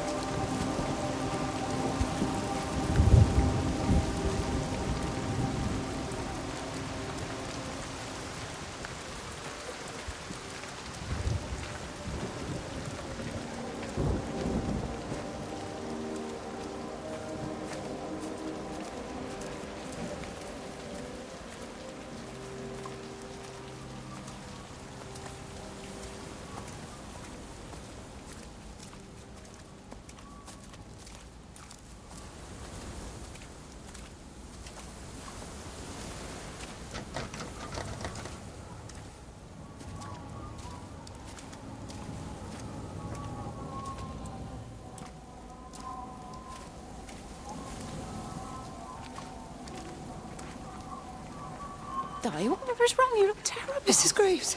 Sean's, baby Dylan's, he all right? He's fine. Di, come on. It's okay.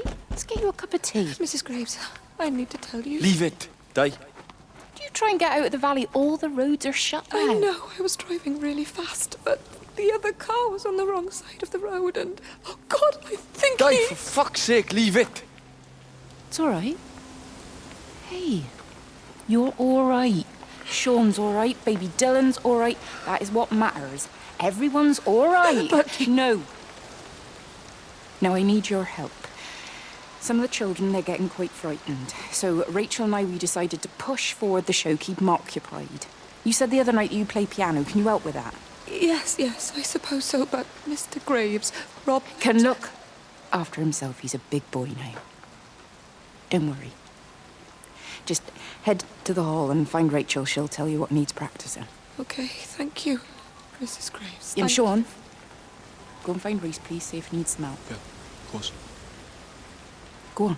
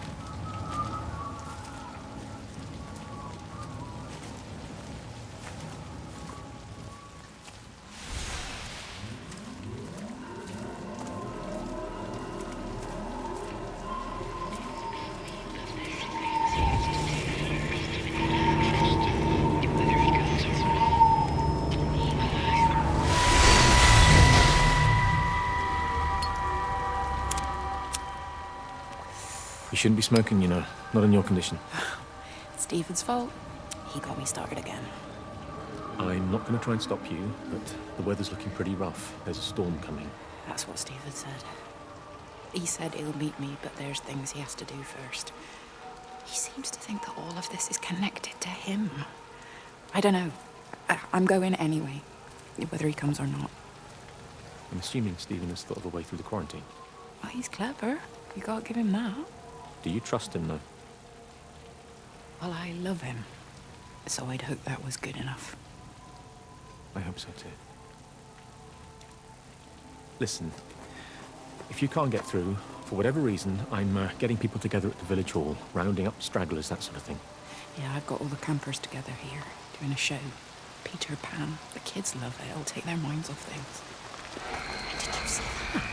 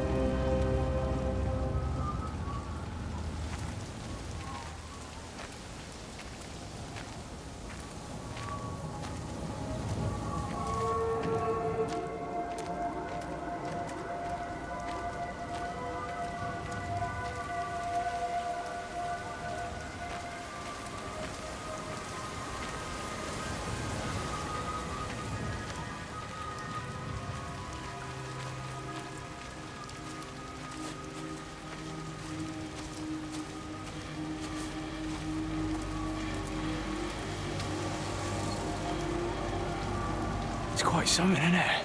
Yeah, it is. You ever seen anything like it?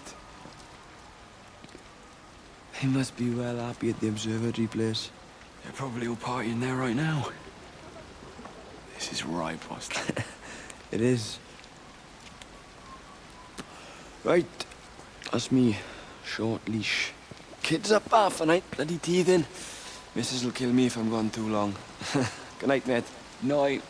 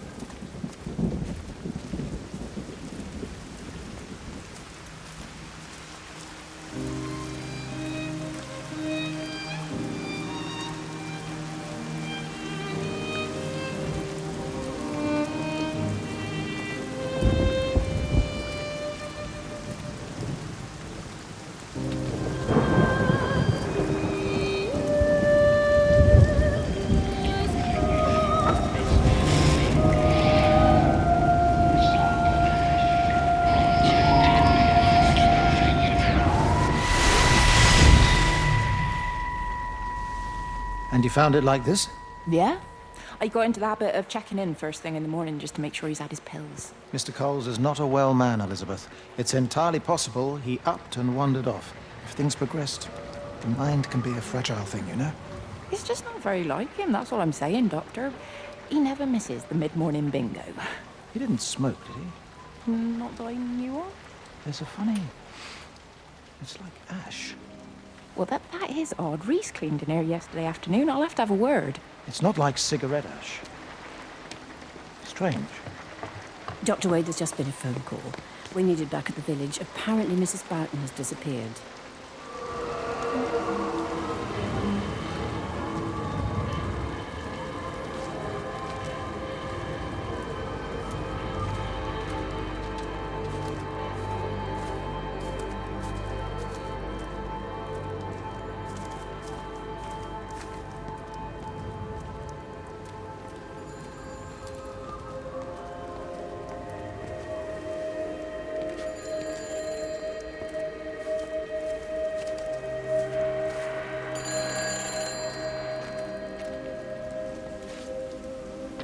Hi, this is Kate Collins and Stephen Appleton. Leave a message. Stephen, it's me. I'm leaving. I've waited as long as I can. If you are there to meet me, I'm leaving for the station now, but I am going anyway, whether you're there or not. But I love you. Please be there. I love you.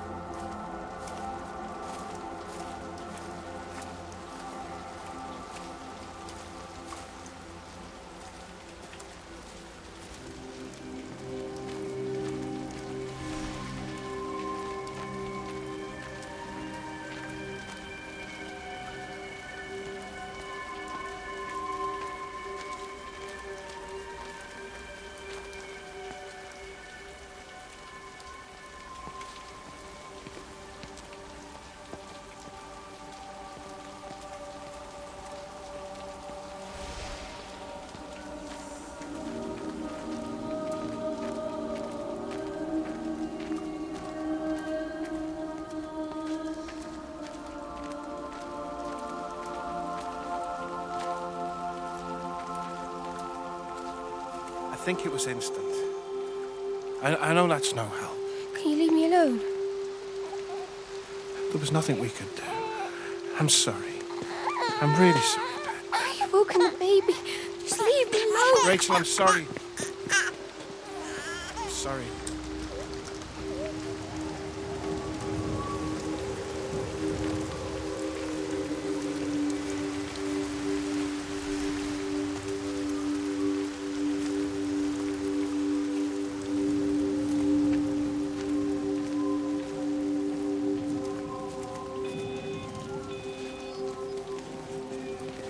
It's just been on the radio that they're closing the roads.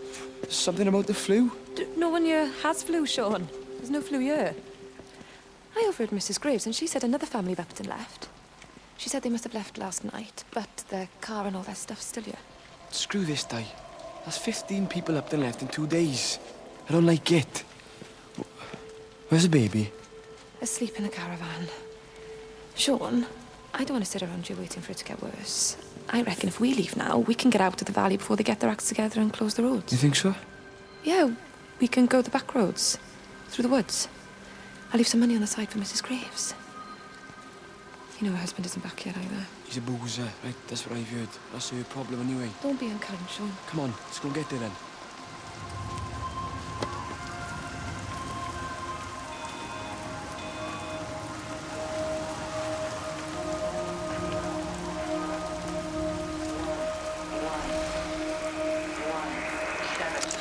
I don't even care that he was screwing her. What made me angry was that he treated me like I was too stupid to notice. I dream through the light storm and see the pattern dancing on his skin as he burns. I wake up with eyes full of liquid light.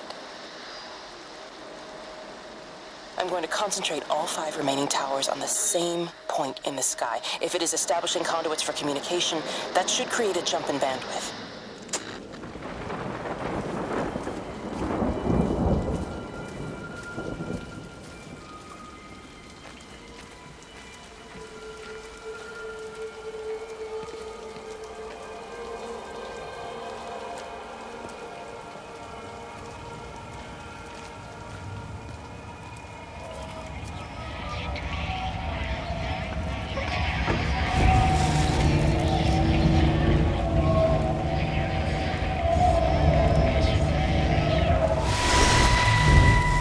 Don't touch it. It's fine. It's like a sunburn, but it's a funny shape. Is it sore? I can't feel it at all. Don't fuss over I it. can't believe that you left Kate there. Why won't you tell me what happened? She's probably not even noticed I've gone. It's really nothing. You're lying. Don't lie to me. Fine. We had a row. She'll work all night anyway. Stephen, listen to me. Was there an accident? Is that how your face got burnt? It's nothing. Something, I don't know. Just got a bit shaken up and then we fought. She wanted to stay and collect more data. Was she burnt as well? Is everything all right? Jesus, Liz, are you sleeping with me or her? She's fine, we're both fine. I don't want to talk about her. I came here to see you. I just worry... Well, don't. Come to bed.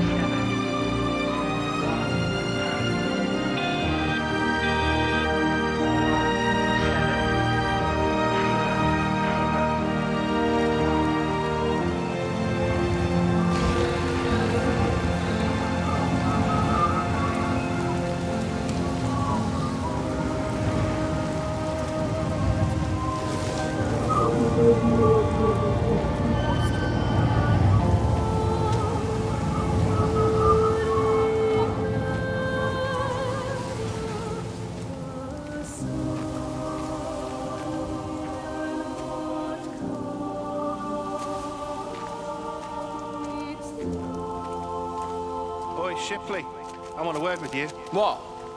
Get over here, soft lad, and keep your voice down. Do you know who I am? Yeah? You work for Meg Holloway? Charlie Tate. You can call me Charlie. What's this about, Charlie? Rachel Baker. What about her? Oh, come on, son. I wasn't born yesterday. Are you looking to get your head kicked in? She's 16. She's not a kid. You try telling her dad that. He'll bloody kill you. I love her, though. You can't stop love. I'm not telling you to stop anything. Just be careful, that's all.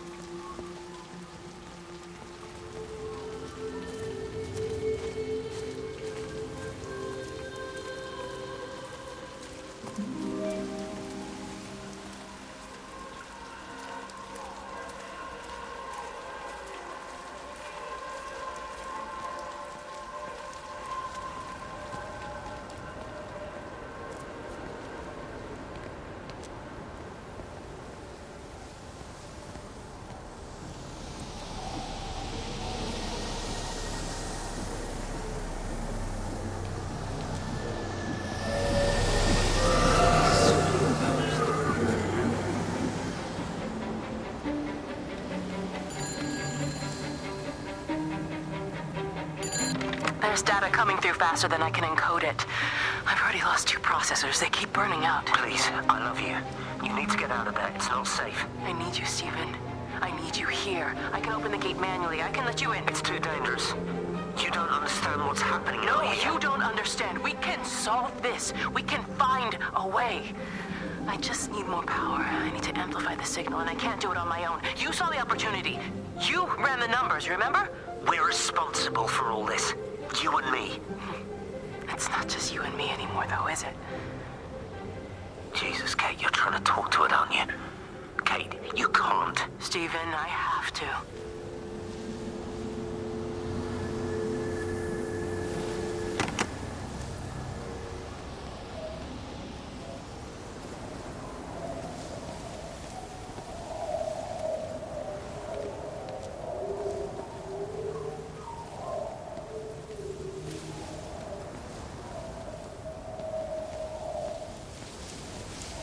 It's completely dead. It won't start. It's only a short walk to the camp. I think we should split up. You go and fetch Rachel. I'll go back to the village and find Evie. I don't think we should split up. I don't want to either, Charlie, but we've got to. I'll meet you back at my house later on, okay? We can talk properly then. Why won't you tell me what happened? No, actually, you should stay at the camp tonight. Come and find me in the morning.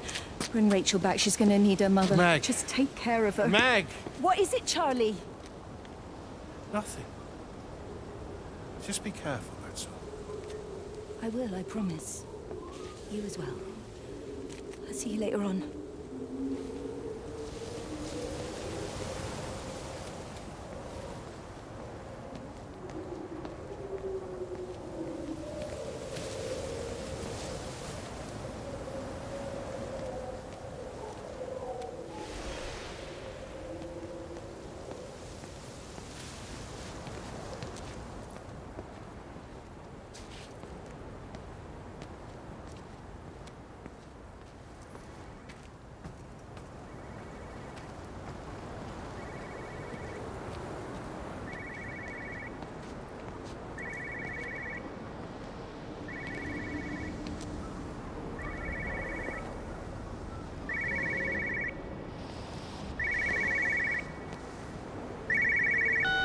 Why on earth are you there? Why aren't you calling from home? It's hard to explain. I'm having to move around to follow it.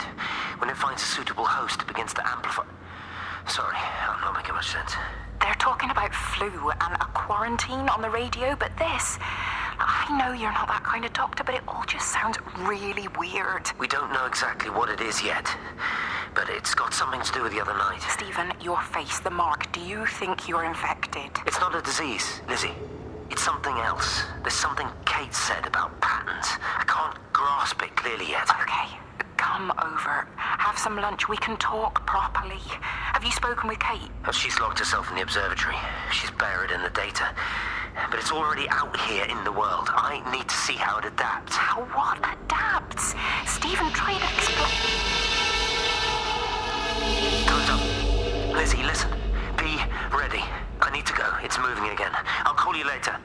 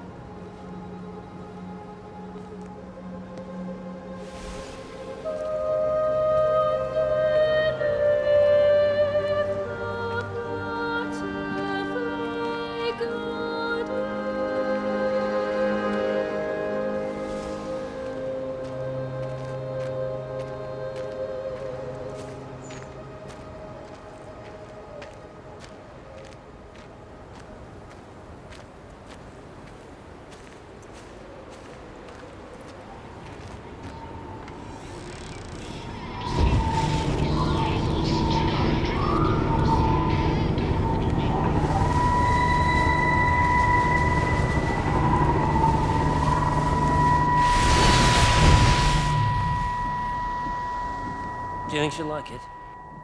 It's in an awful state, Stephen. I don't It'll think be an she'll... adventure.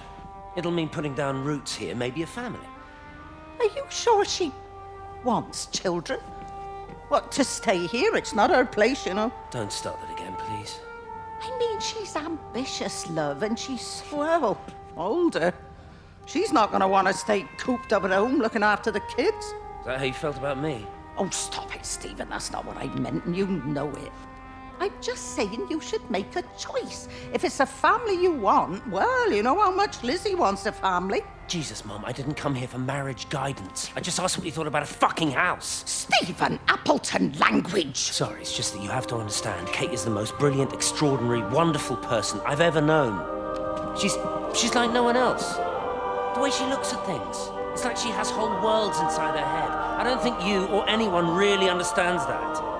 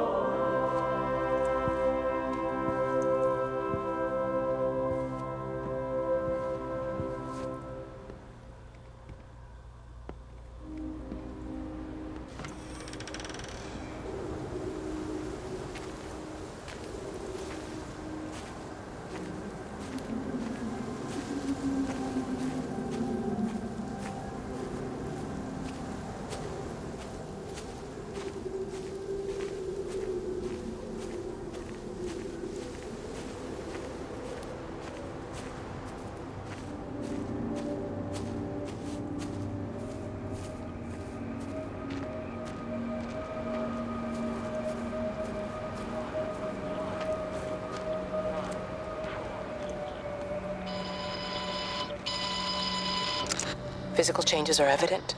Although the butterfly burn is now faded, I can clearly see the change in my pores up close. As I record these words, I can feel myself hearing them as if for the first time, as if I'm both speaker and listener simultaneously. I am a scientist. I can only deal with the evidence I have. And this points in one simple direction. It's not in the observatory. It's in me.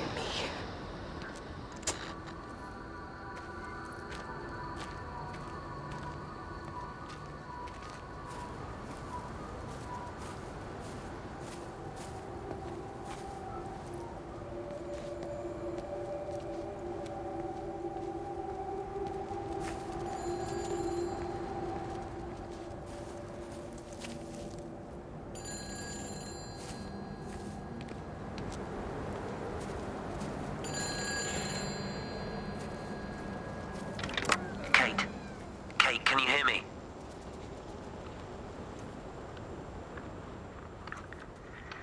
Listen, I'm trying to make things right. I've isolated myself. I'm in the old bunker at the substation. Just keep this band clear. If it's still alive, I'll try and check in every hour. Kate, I've convinced them to use the gas. I didn't know how else to stop it. I couldn't save them. Kate, it's in us, too. I've made arrangements for myself after the strike, after I finish the job. You need to think of that, too. And I'm sorry. I'm sorry about it all.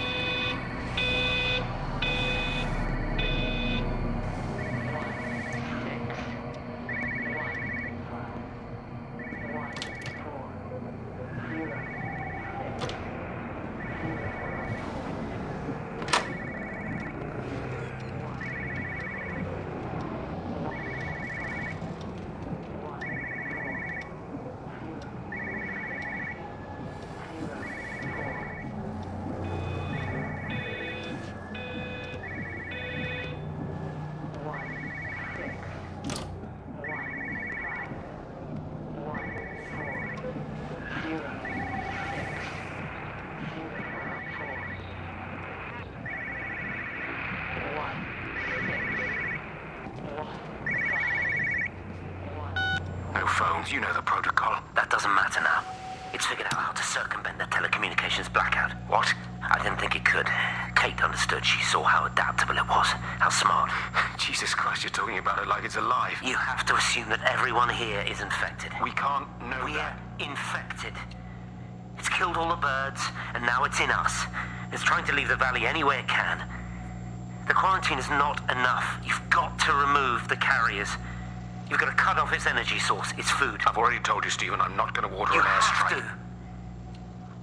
Now it knows we're onto it. It's going to keep on spreading as fast as it can. The quarantine and blackout will hold it in check. They've cut all of the phones out of the valley, so it's only you communicating out now. Aren't you listening? It's figured out ways around it. Radio waves, something. All of the lines are cut, but the phones are working anyway. You've done all the right things, but it's not enough. You've got to stop it before it adapts again. Stephen, my family, my wife and kids. You know perfectly well what you've got to do. I can't do it. Don't ask me to do it.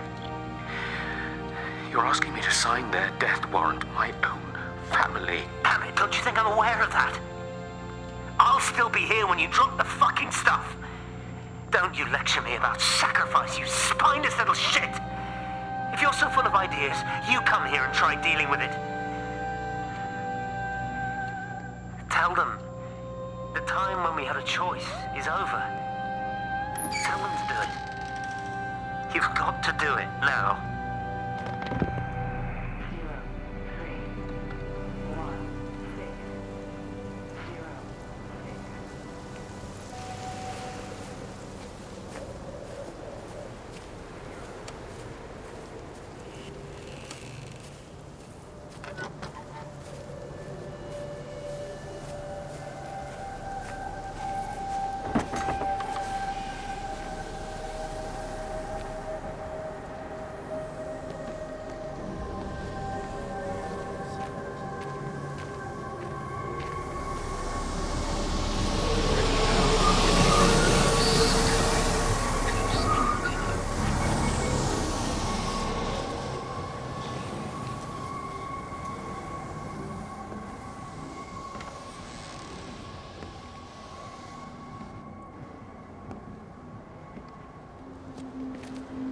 You look well. I don't. But thank you. You do. How are you settling in? Nothing changes around here. I mean, it's great to be back. It still feels like home, I suppose. In a funny kind of way. It's been a long time, Stephen. Last time you saw me, I could still walk properly. You look pretty good to me. Stop it. For what it's worth, I'm sorry about how things worked out. Or didn't. Or didn't, right. Do you think you made a mistake leaving? My mum tells me it's never too late to change things. To put things right. Funny. It's just what she said to me the other day. I have been wondering what she meant by that. That's embarrassing. Sorry. Maybe I should go. Why? Stephen, we're both married. I don't think this is a good idea. What isn't? We're just two old friends having a drink, that's all.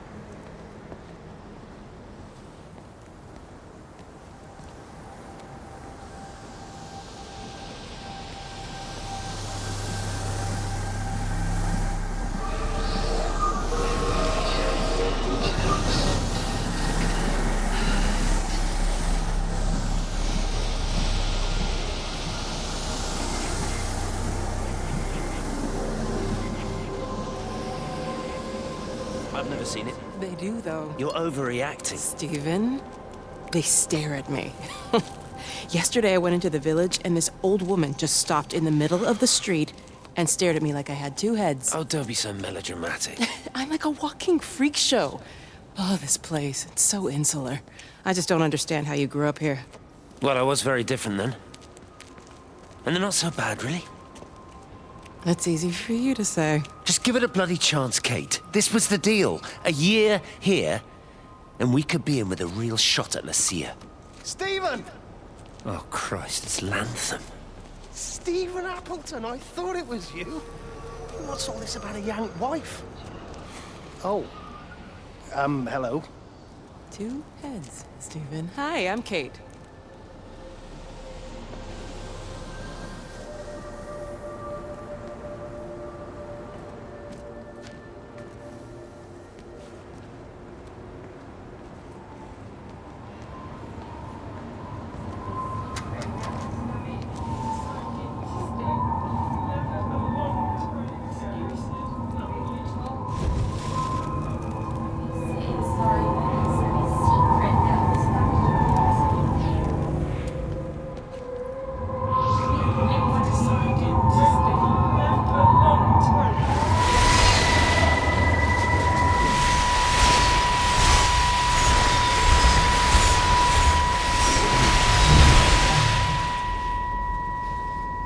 Stephen.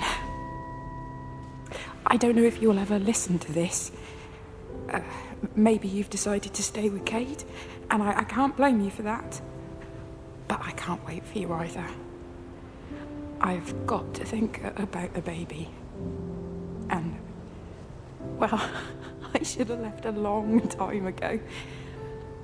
I've run out of excuses for not leaving now. But I do love you, Stephen. And I hope you find peace one way or another. Oh, there's planes coming.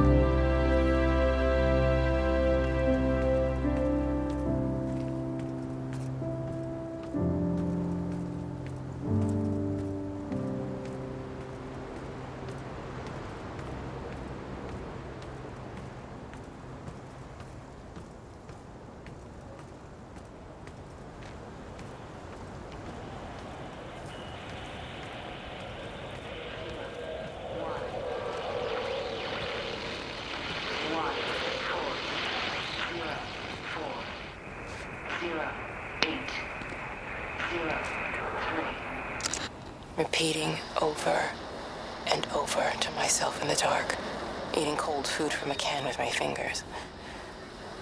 My name is Catherine Collins. I am Catherine Collins. As if I can force the world to acknowledge my existence. Time has ceased to exist in any real terms. I'm reduced to marking out the days on the walls. Like a cave woman.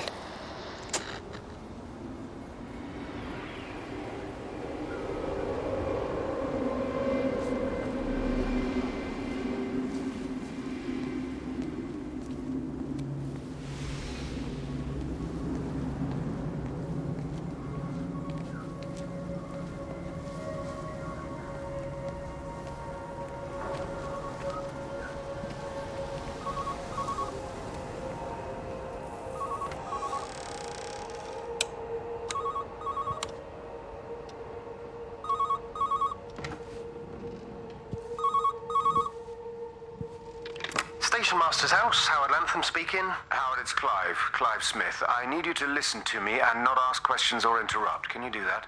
Yeah, I can. But why are you calling? The Emergency Measures Committee is imposing a quarantine around the valley. We've got an influenza outbreak in the village. We're suspending rail services, and we're also going to be shutting down the roads for a bit. You're going to be dealing with some anxious people, Howard, so you need to explain it's all under control, and we'll be back to normal in a few days. All right. Open up the emergency store. There's posters and boards, along with a bunch of stuff that hasn't been used since the war. Grab anything you think might be useful. I need you to close up any unoccupied buildings, put posters up, that sort of thing. Make sure everything is all squared away and shipshape. You are a military man, I'm sure you understand that. Everyone doing their bit, following their orders. All right? All right. I think. Good man. I knew we could count on you. Ah, Jesus, Maze. What the hell was that?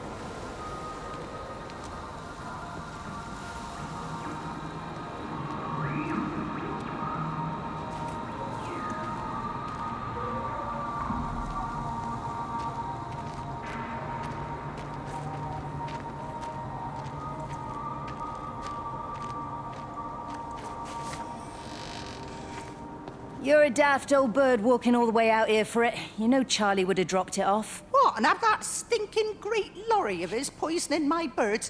He shouldn't be driving it on these lanes. It's a hazard. I think he was hoping he could have a word with you about Frank. There's nothing to say. Oh, listen, Wendy, they might all be scared of you, but that's not going to work with me. You're 68 years old. Grow up. Talk to Frank. How dare you speak to me like that? Give me my bird feeder right now. Promise me you'll drop by and see your brother. Megan Holloway, Not a chance. Promise me. It's for your own good, and you know it. You are a shamelessly manipulative and difficult woman.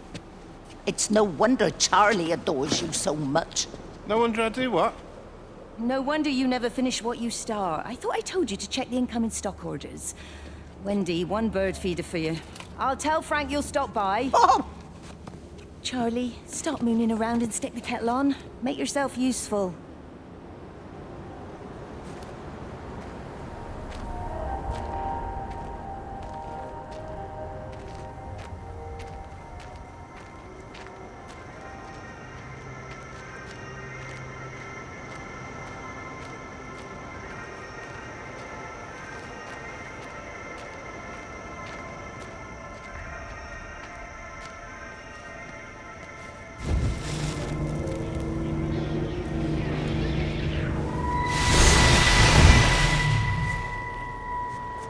Appleton! What are you doing here? You thieving bastard. I knew it was you. Listen, take everything you need. But then you have to leave. You don't understand. You can't be near me. Painting your stupid little pictures. Stealing food. You always were a little prick. Please, every second we're in proximity makes it worse. I'm a primary conduit. You're a fucking disgrace. Come here! Don't touch me. Get off! What's going on? Come in here. Lord Jesus, it over Sam. us. Thinking you're so much better Sam, than the leave rest him. of us. No physical you contact. and your stupid fucking missus. stop She's it. better than any of you!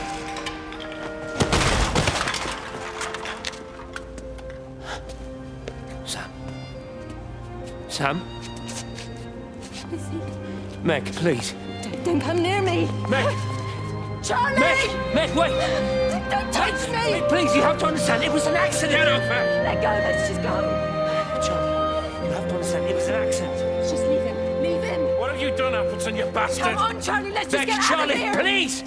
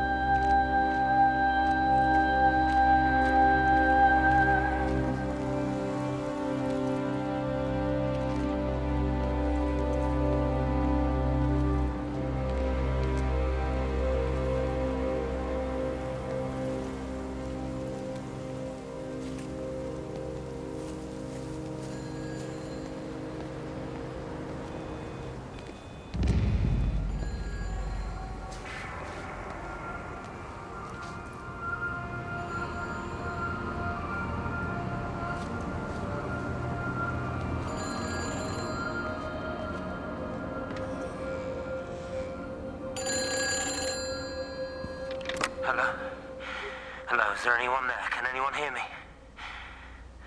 Clive? Clive, it's Stephen Appleton. Are you there? Can you hear me? Over. Come on, Clive, where are you? Damn it. Kate, it's Stephen. Come in Tower 6. Kate, are you there? Kate? Anyone, hello? Can anyone hear me? This is Dr. Stephen Appleton broadcasting from within the quarantine zone. Can anybody hear me? Over. Oh, God, no. No. Fucking hell, no!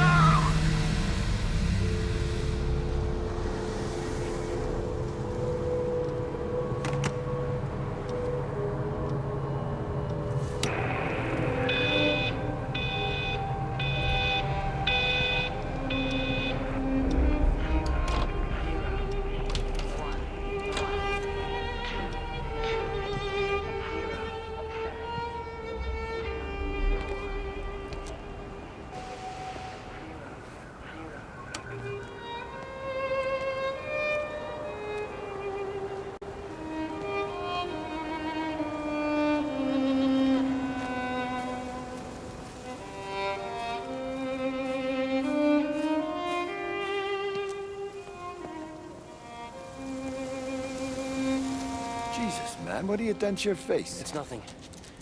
You collecting feed? Looks like the supplies haven't been coming in. Again? The phones are all strange. I can't pinpoint the logic of transmission. You what? What are you doing with that paint? Means the EMC are actually moving at the proper speed. Listen, Frank. Have you heard anything on the radio about a flu outbreak? Doesn't seem much like flu to me. They're shutting down access to the valley to try and isolate it. No, something about the phones. I can't put my finger on it quite yet. What are you talking about? Hey, I'm still talking to you. Where are you going?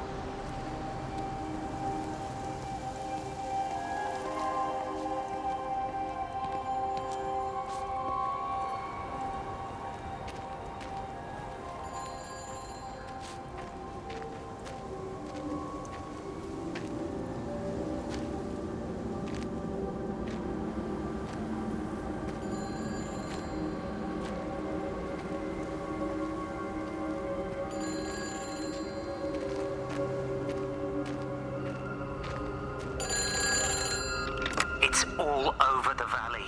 Don't you get that? This isn't some abstract thing. Whatever came down into the tower has got out. They've quarantined the whole valley. It's right here in the observatory. It's out in the world. It's adapting and spreading. Do you understand? No, we can't turn it away. It's come too far. Okay, people are disappearing. Shut it down now. No. If you won't help me, I'll do it on my own. I'm gonna route all the power back through Tower 6. Kate! Wait. It's trying to break through again. Kate! Wait!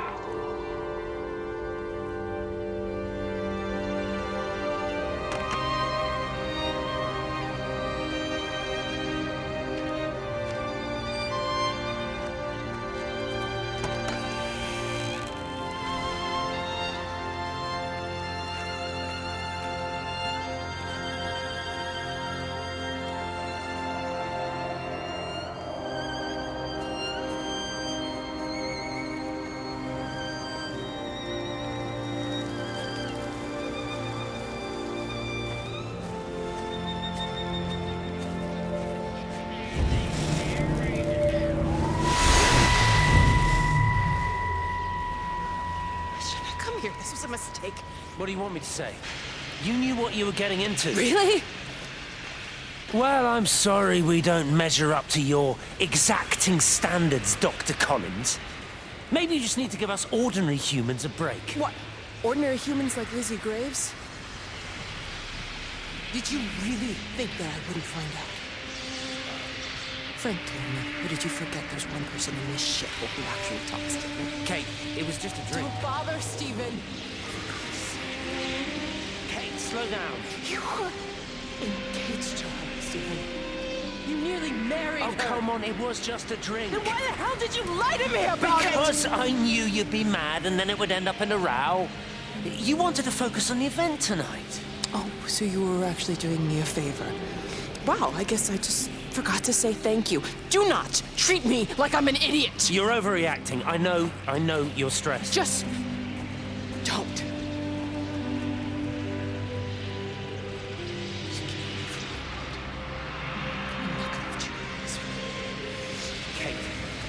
Kate, come on, this is crazy.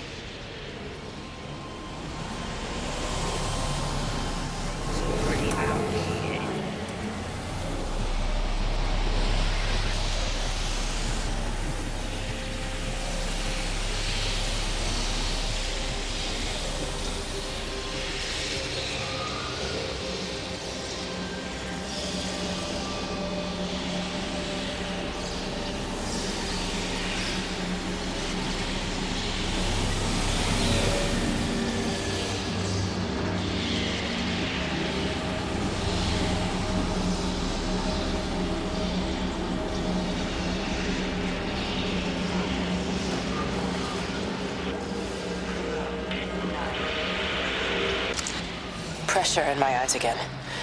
I can't move my legs, can't feel my face. When I collapsed, the light was waiting for me there. Caught me, lowered me here. Now it's pooling around my feet, watching me. The printers are spewing out page after page of zeros. It's frightened too. It'll be okay.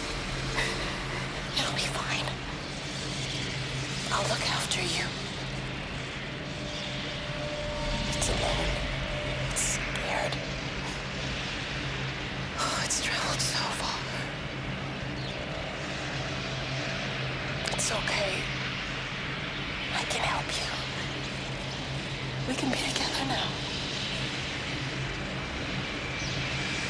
10 seconds to signal fusion. We can be together. 3 seconds. 2.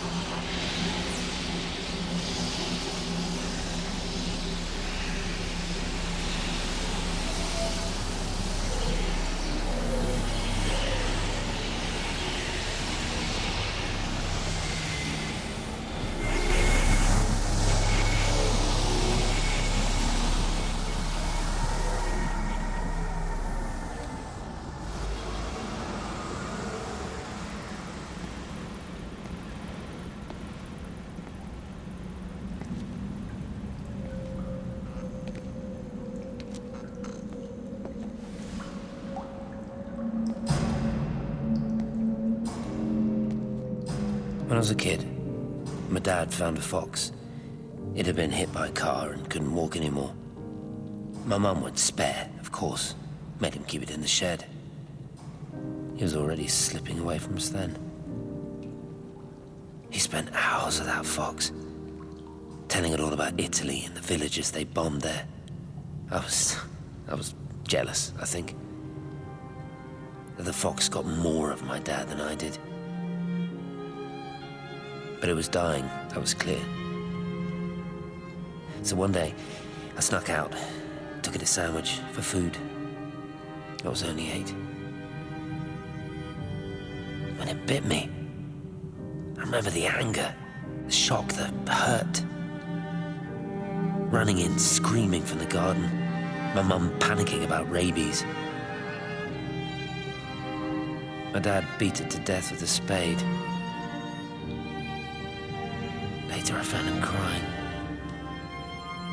I done it, Ken, son. That's what he said. I done it, Ken, it was hurting you. That's just a poor, dumb, dying animal. It doesn't know it's hurting us. Christ help us, it's left the valley. It's everywhere now. It's been 3 hours since the planes went over. I haven't been able to reach anyone on the shortwave. I'm beginning to think I may have made a terrible miscalculation.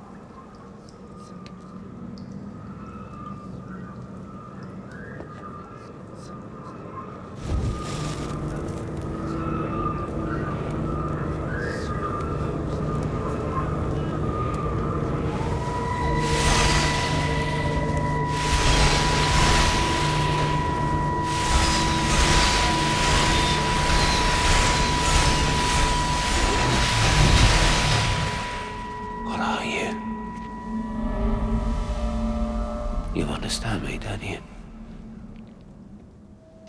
Well, there's no one left. Just me. You know what this is? What I'm gonna do? You want light? Fine. I'll give you light. After me, there's no one. You'll be all alone again. Forever. Like before. You've taken everyone I've ever loved from me. You've made me do things I never even thought I was capable of. But if you think I'm coming with you... Kate? Wait. Stop. Kate.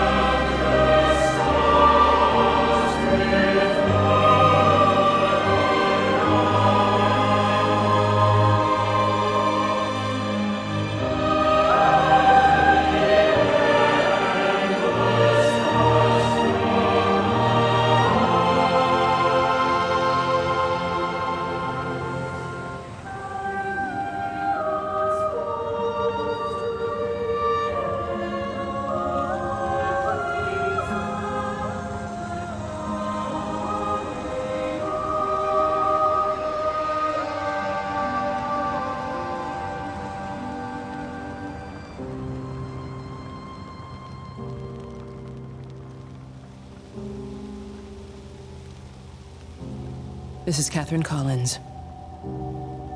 I don't know if anyone will ever hear this. It's all over. I'm the only one left.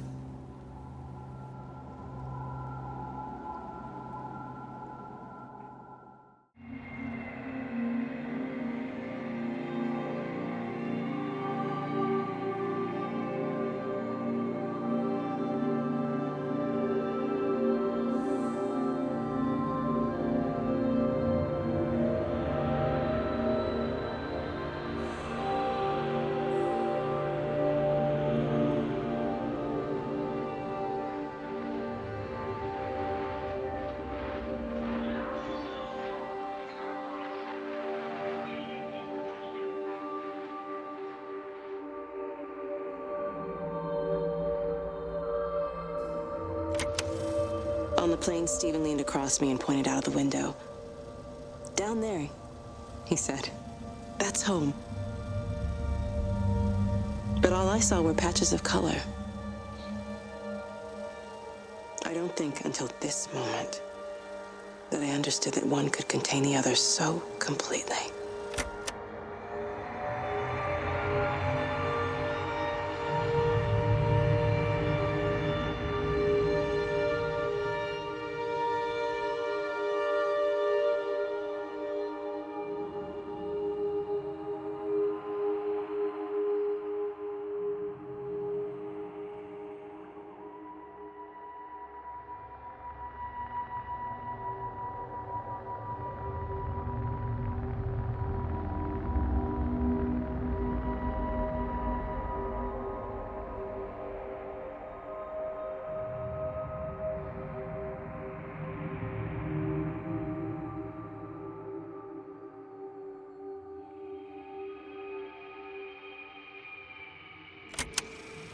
I watched a butterfly dancing in a strip of sunlight. All of its life contained in a single day. The blink of an eye between the ebb of the darkening tide.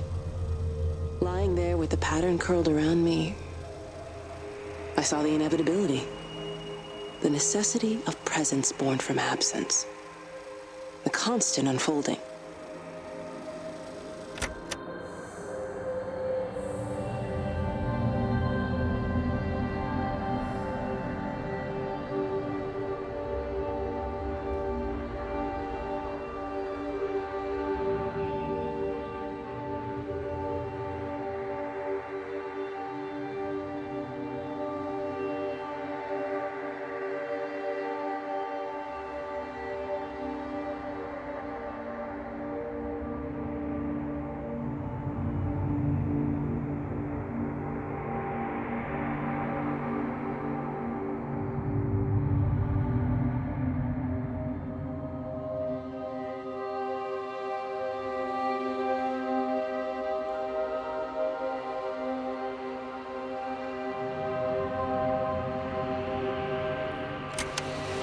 I know it didn't mean to hurt any of them. I try and explain why Lizzie tried to leave with her child and why it was wrong to stop her. I try and explain that much of what it did was wrong. It shows me Stephen and Lizzie together. And I'm happy for them.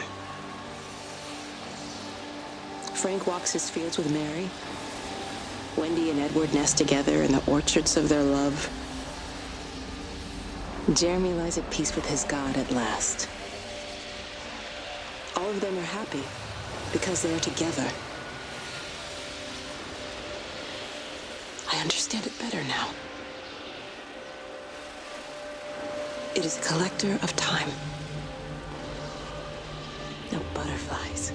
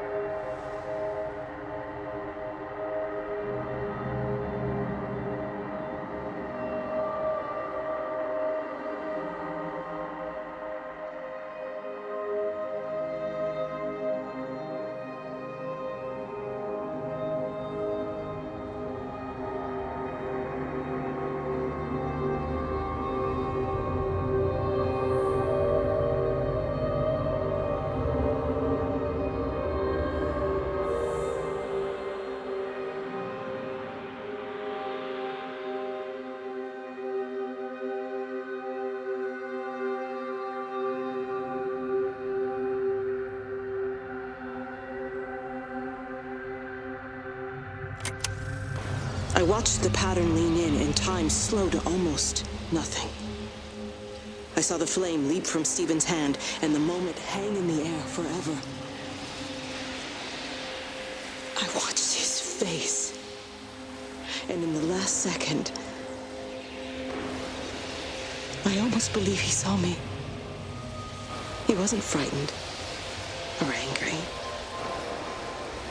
I remember his expression, just like I remember it from the first time, early that morning when he woke and, still half sleeping, said, "God, I love you." And I loved him as he entered the fire. And I let him go, knowing I wasn't ready to join him. We have held time to ourselves here in this place. Held the light to the ground because we were afraid of the coming dark. But now we understand that to cling to the light is not living. I've spent my life watching the illumination from a million dead stars reaching for me without grasping this meaning.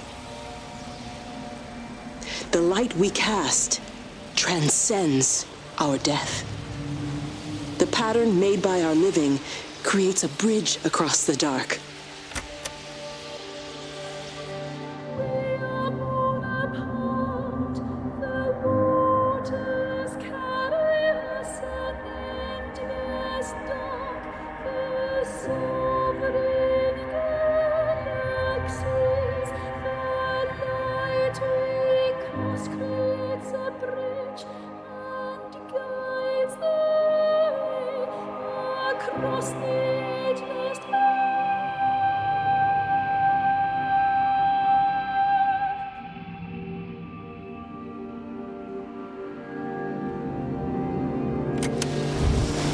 Out from the shadow of the tower, across the observatory, over the valley, and consumes the world. Everything is light now. Everything has come to rest. The world is scored by the traces we carved into it. Our presence is everywhere, the bridge joining our stories. This world existed before we came to it, and it will continue without us. In the empty fields and houses, our traces radiate, and others will come to dance in the light we cast. We can slip away gently, unafraid, knowing that everything will continue.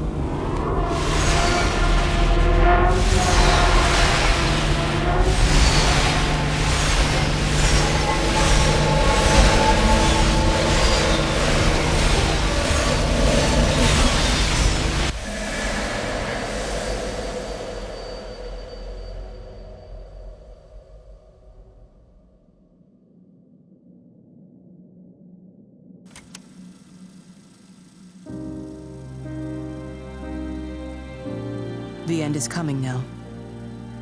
I'm not afraid. We have each other. We lived apart from them. We understand now our failure to touch, to belong. But it doesn't matter anymore. Everybody is gone, and we will join them. We are born apart, driftwood on the banks of an endless dark ocean, and we will be carried away by the swell soon enough. But in between, in the single day of living, that dancing in a strip of sunlight, we can find what we miss. The love that makes us whole. The imminence. Everybody found their other. This pattern is mine.